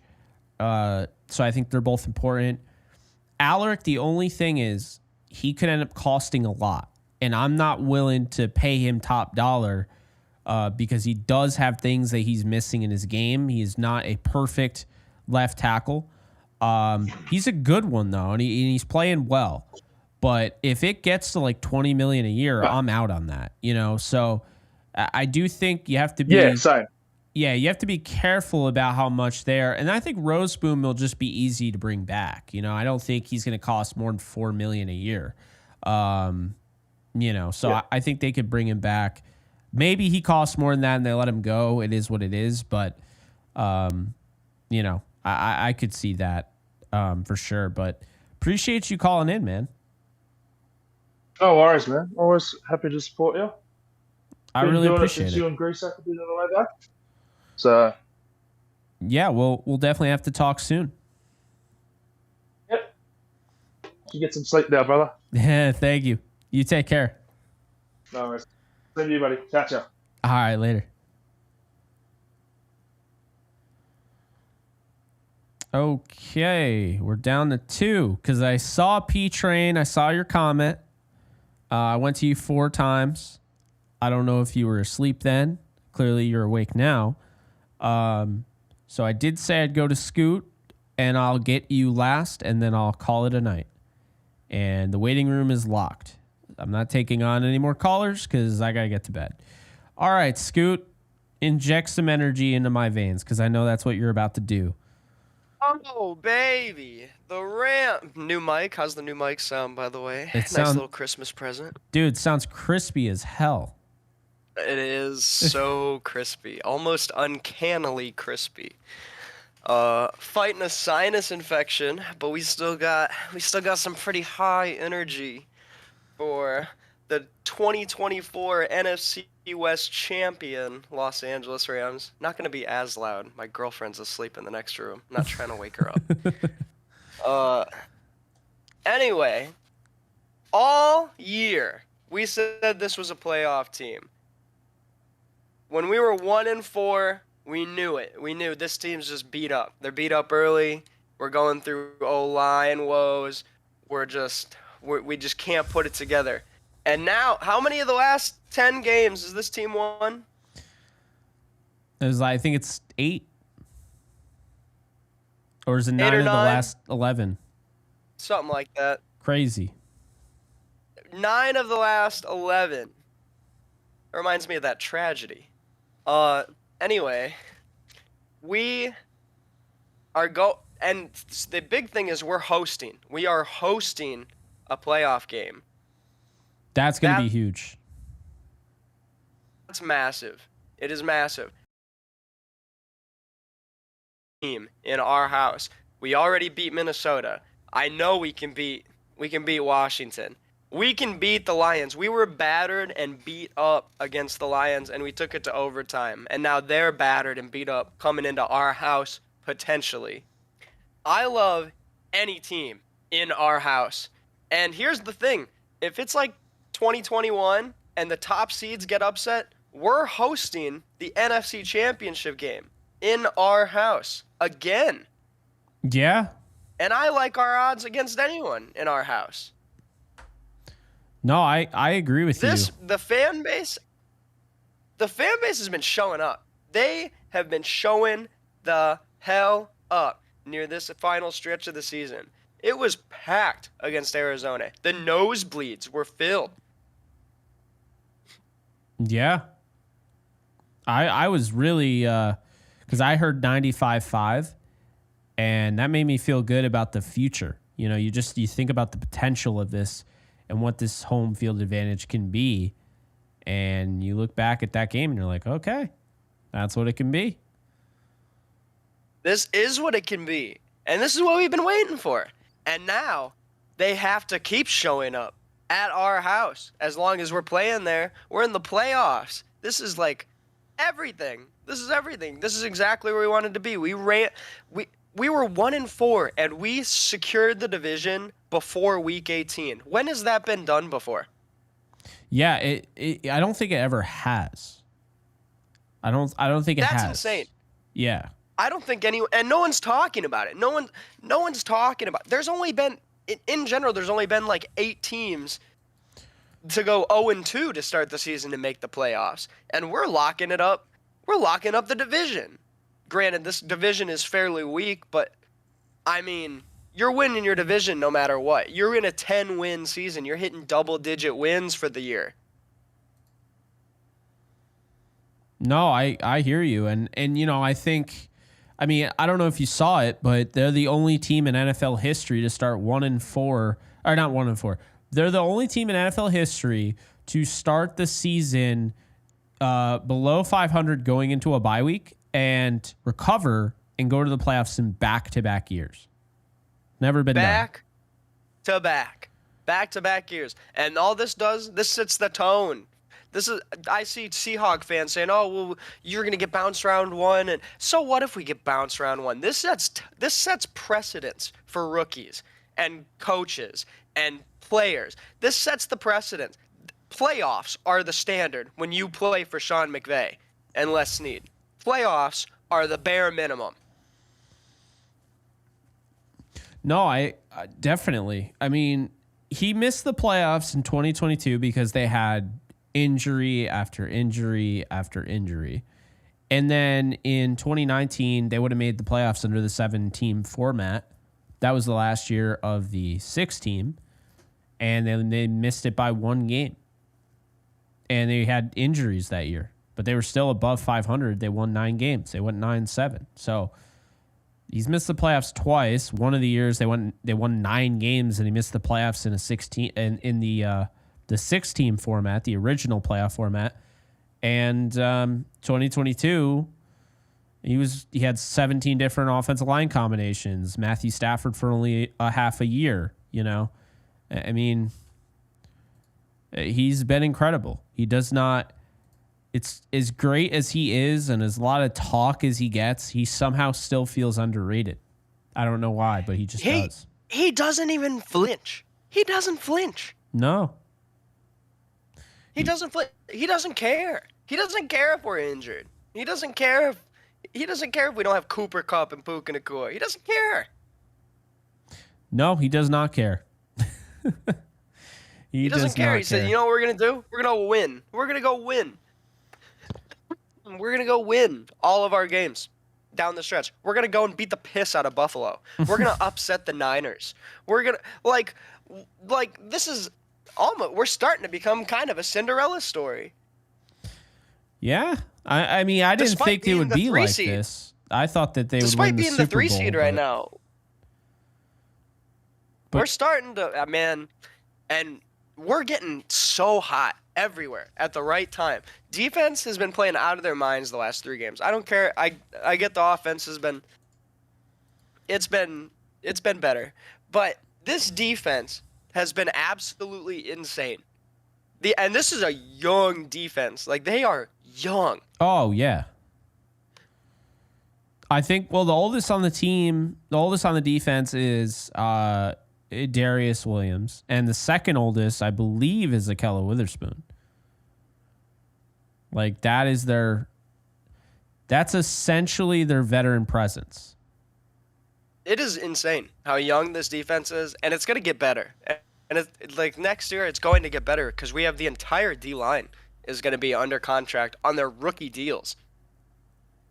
No, that's huge. And it's like what I was saying earlier. People are really going to discount like what they've done, but they rebuild on the fly. Like, you weren't paying attention if you didn't realize they rebuilt on the fly. They tried to tell us Kobe Turner was a product of Aaron Donald, and sure enough, that's not true. Jared Verse fell to 19. Anybody could have picked him. The Vikings picked Dallas Turner over him, which was a mistake at 17. Seattle picked Byron Murphy. How's Byron Murphy doing this year? Yeah. How's he doing? There you go. How many sacks does he have on the year? I would much rather have Braden Fisk than Byron Murphy. I would rather have Braden Fisk every single day that ends in Y than have Byron Murphy. Byron Murphy is a bum. Don't care. He's garbage. Hasn't made an impact in any. Can you name a single game where it was like, oh my God, that's the Byron Murphy game. That's the game where he really elevated that defense. No, they're definitely different players. I think he's a better run defender. I would definitely say he's a better run defender, but he's a worse version of Greg Gaines. Ooh, I don't know about that. He's a good player. No, he just hey. Let me just talk. Let me talk. We're NFC West champions. I can talk out my ass. They can't do anything about it. That's true. That is true. Byron Murphy II, go ahead and quote me. Byron Murphy II is just a worse version of Greg Gaines. Quote me. You come back next year and check on that comment. He'll probably still only have half a sack. Oh, man. So, final thoughts, man, before I let you go and I talk to the last guest and go to bed? Final thoughts. The Rams are your NFC West champions. There's nothing anyone can do about it. In a year that they thought the Niners were going to dominate this division, people in September thought this was no question. It's the Niners division to take easily. Look where they're at. They're at the bottom. They're garbage. Look at Arizona. The annual midseason collapse isn't immune. Look at Seattle. Annual midseason collapse. Doesn't matter that you have Mike McDonald. Doesn't matter that you have DK Metcalf, Jackson Smith and Jigba, Kenneth Walker. Does not matter.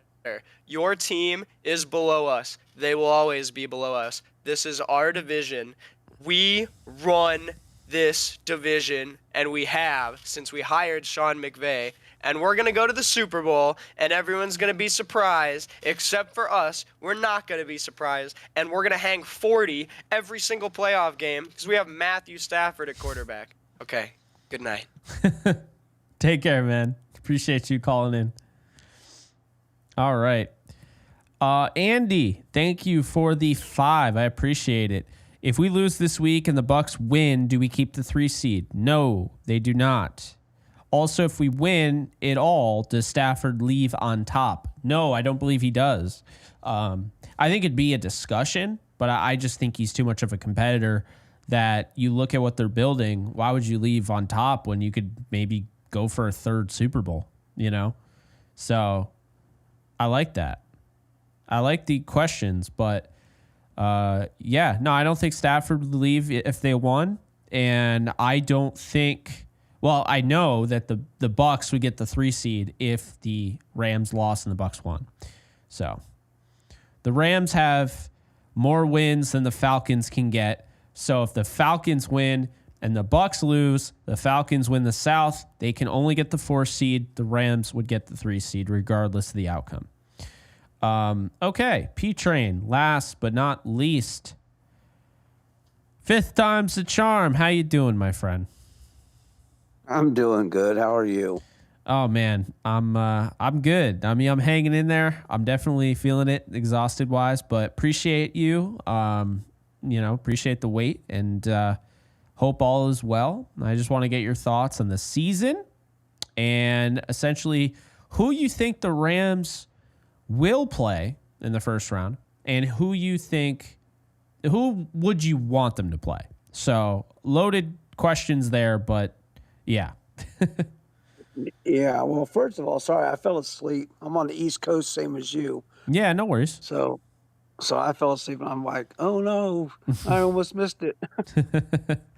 Yeah, I checked in on you 4 times, and I figured you passed out, so I knew at the end, if I had some time, I was going to try you again for a 5th, so no worries. Well, I appreciate that. Of course. Well, I remember, what was it, somewhere around Thanksgiving time when you made your predictions, you started messing around with win-losses of all the teams, and you came up with the Rams facing the Commanders. Mm-hmm.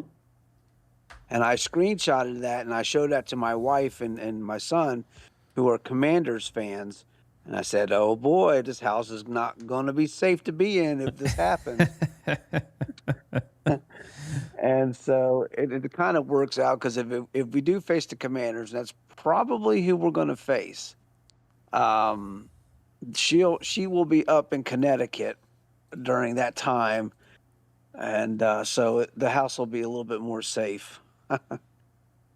And so yeah, I think if we win against Seattle, I think we're going to face the Commanders. I don't, they're going to stay in the 6th seed and we'll stay in the 3rd. I agree. But if we lose and Tampa wins, we could drop the 4th and then we'll face the 5th. So that could either going to be the Vikings or the Lions, which I don't know. I think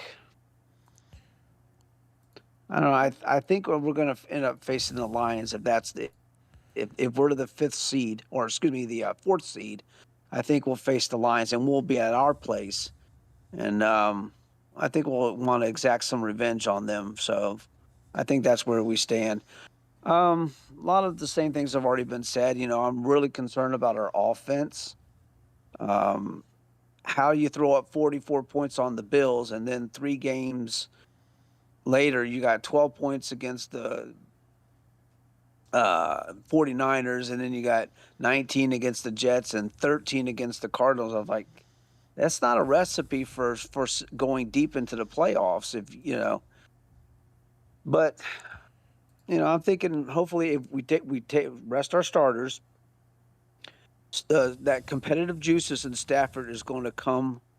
He's going to get into he's going to get inside his head, and he's going to find some evil version of himself, some soul snatcher kind of Matthew Stafford. And I think he's going to come out with something with a chip on his shoulder. When he gets in playoff mode, will be a different kind of Stafford.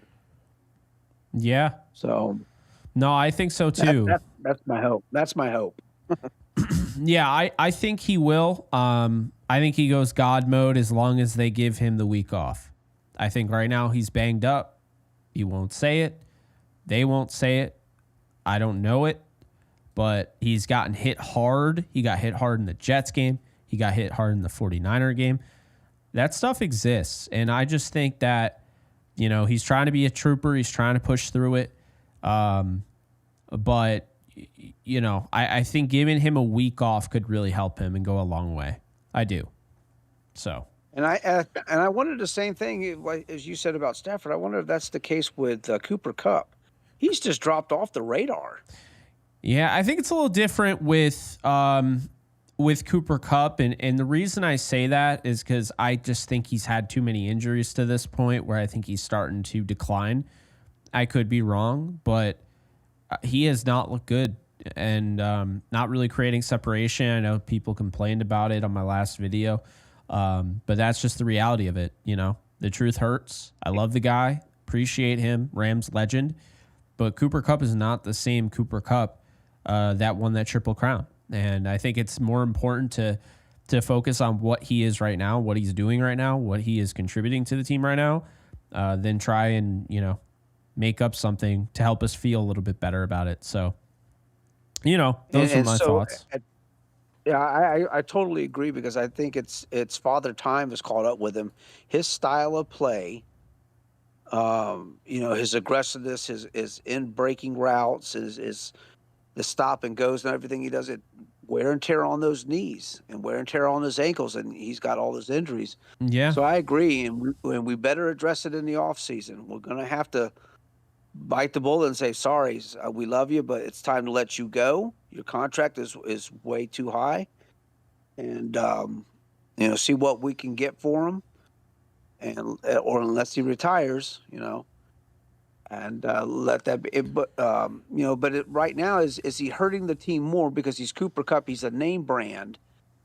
He's getting paid all that kind of money. So is he holding back people like Tutu Atwell, who should be on that field, who's I believe stepping up so. all the times? And I don't think people want to hear that, but I believe he's holding back Whittington. I believe he's holding back Atwell. It's sad, but I think it's the truth. I think Demarcus Robinson's holding back Tutu Atwell and Whittington as well. So yeah, that falls on McVay. He's got to realize, hey, we got some stallions in the stable, and we better start playing them. Absolutely. Even though it's like the whole thing they did with Jonah Jackson, this whole big stupid experiment, and with the Dolphins game, because we're paying him buku bucks. We're going to throw you in center position, which you've never played before, and it was a total disaster. Why would you do that? Bo Limmer was great; he was doing good. Why would you screw around with that line like that? That was before the season too. That was like when you had Avila, the whole offseason, Avila's going to be the center. And then right before, right against the Lions, now Jonah Jackson's playing center. And you're like, what?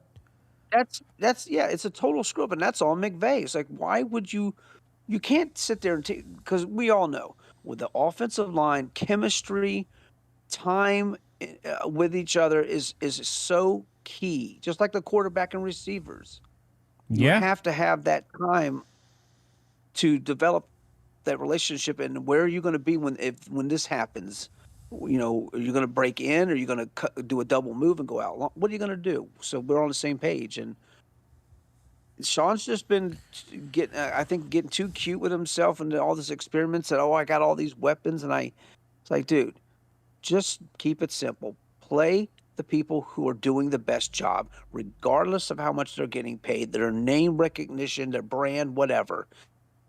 Bench Cooper Kupp, put Atwell and Whittington in there, who can create separation, who can get open because they don't have as much wear and tear on their tires. It's just that simple, and it's the sad truth of the NFL. That's how the business goes. I love Cooper Kupp just like we all do. We are so thankful and appreciative. Without him, we do not have a Super Bowl ring. That's a fact. Yeah. No, absolutely. And, the thing I have here is that, while I don't want to discredit him, it's the sad story, but it's not the saddest one ever told. He got to win Super Bowl MVP. He got to have that game-winning touchdown. And Robert Woods tore his ACL and never got a chance to play for the Rams ever again. I mean, there are other guys out there that have gone through way worse. Todd Gurley was the heart and soul, was the engine to the offense. He gets cut.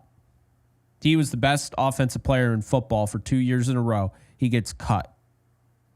I mean, there are guys that have gone through way worse. You know, I just think I'm in the business of winning. I'm in the business of putting the best guys in position to succeed. And if Cooper Kupp isn't better as he stands right now with the ankle issues that he's dealt with, if he's not better than Tutu Atwell, if he's not better than Jordan Whittington, he shouldn't be out there over Jordan Whittington or Tutu Atwell. I mean, I know that hurts people's feelings, but I don't really care. I mean, I understand loyalty, but loyalty to a degree. I mean, let's be honest here. You know, if it's going to cost you, essentially, moving on to the playoffs just so you can be loyal, well, come on now. You can't always shout. Always shout from the rooftops every time something. Oh yeah, it's a business decision, and then balk at the idea of, okay, yeah, maybe he's not the best for business right now. Right. I mean, because that's how we deal with some of our recent trades. We send them to teams that they want to, so we take less so that we could do one of our players like Jalen Ramsey or whoever a solid. I'm like, come on, man, that's not good business. I know. You know, I know it sounds great, and it makes great relations and all that kind of stuff like that. But and the same thing I think is happening with Cooper Kupp. I mean, he's a name brand. He's got the money, contracts, and everything. I think the best thing for Cooper Kupp, the best way that the Rams can use him right now is not as a player on the field, but as a coach and a mentor on that sideline where he can use his brain and say, listen, this is what they're doing. This is what the defense is doing to you guys. You need to do this, this, and this. Yeah. No, I hear you, but P-Train, it's been fun talking with you, man. I am definitely going to call it here. I got some, ad reads and stuff to do, but pretty much going to call it. Appreciate you coming on. Thanks for bearing with me, and we'll talk soon. Yes, sir. Have a great week. You too. All right. Go Rams, everybody. Let's do it. Absolutely. Oh, and Happy New Year, by the way. I should have said that to everybody, but yes, Happy New Year to you and to every Ram fan listening. Awesome stuff. All right. I'll catch you soon. All right. Bye now. All right. So that, and I don't even know what's going on right now. It's like laggy as shit. I don't know. I feel like this computer needs a restart, and it's just pushing.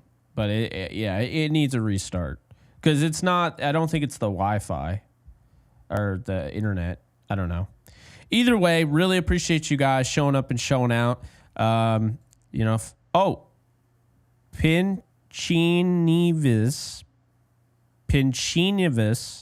Sorry if I butchered that. Thank you for the 10. You guys are not giving credit to what Ellis Cup brings to the table. He's a great blocker and that veteran presence in the wide receiver room. See what he does in the playoffs and then decide. No, he's a fantastic blocker. And he's practically one of the tackles on this team. But he is a liability right now as a receiver. He's not getting open on the level he used to. And he's in place of other guys that, like Tutu Atwell is leading this team. I can't even talk. Tutu Atwell is leading this team in average yards of separation. A lot of people don't realize that. Jordan Whittington was leading the team in average yards of separation when he was playing.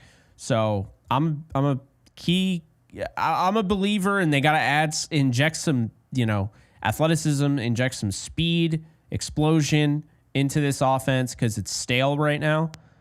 And I would just like to see them do that. But I appreciate the super chat. That said, want to give a special shout out to Terrence Smith in the comment section. You thought that I missed your comment. What about me? I did not. You've been here since the very beginning. I remember you because I see you all the time, and I really appreciate you.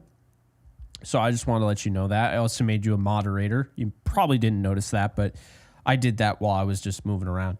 So appreciate you, Terrence. You're the man. I'll shout out people all the time, but Terrence, I know you've been here since day one, and I see you all the time, and I really appreciate it. So, thank you. So we're going to wrap it up here. Final thing here. We got over 300 people. I don't know. Most of you have probably already subscribed. We are giving away on New Year's Eve. We are giving away a $50 Amazon gift card for everybody that subscribes to the Lounge with Jake Ellenbogen channel. I'll be doing interviews with actors, actresses, musicians, entrepreneurs, YouTubers, athletes, you name it. Got a lot of cool stuff lined up on this channel, so be sure to get in on the action. We got 466 subscribers. Be sure to get in on the action there. We're almost at 500, and drop a comment here to enter to win an Amazon gift card, $50. Now, if you need the link, I posted the link in the chat, and I pinned the link in the chat, and the link is in the comment section as well if you're watching this video after the fact. Yeah. So that is gonna do it. Special thanks, as always, to Prize Picks for sponsoring the show. Oh, we got a chain. It looks like it's the same exact projection. For always sponsoring our live streams. Appreciate you. So some of ours went away, but right now, Jahmyr Gibbs, really like the touchdown there. Jake Moody, 2 field goals. Jamison Williams, 51.5 receiving yards. Get in on the action with Prize Picks. Use my code JKBogan and get $50 instantly when you play your first $5 lineup with Prize Picks. You don't even have to win. So that is that. I'll see you guys soon. You take care. And just a reminder, your 2004 LA Rams are NFC West champions.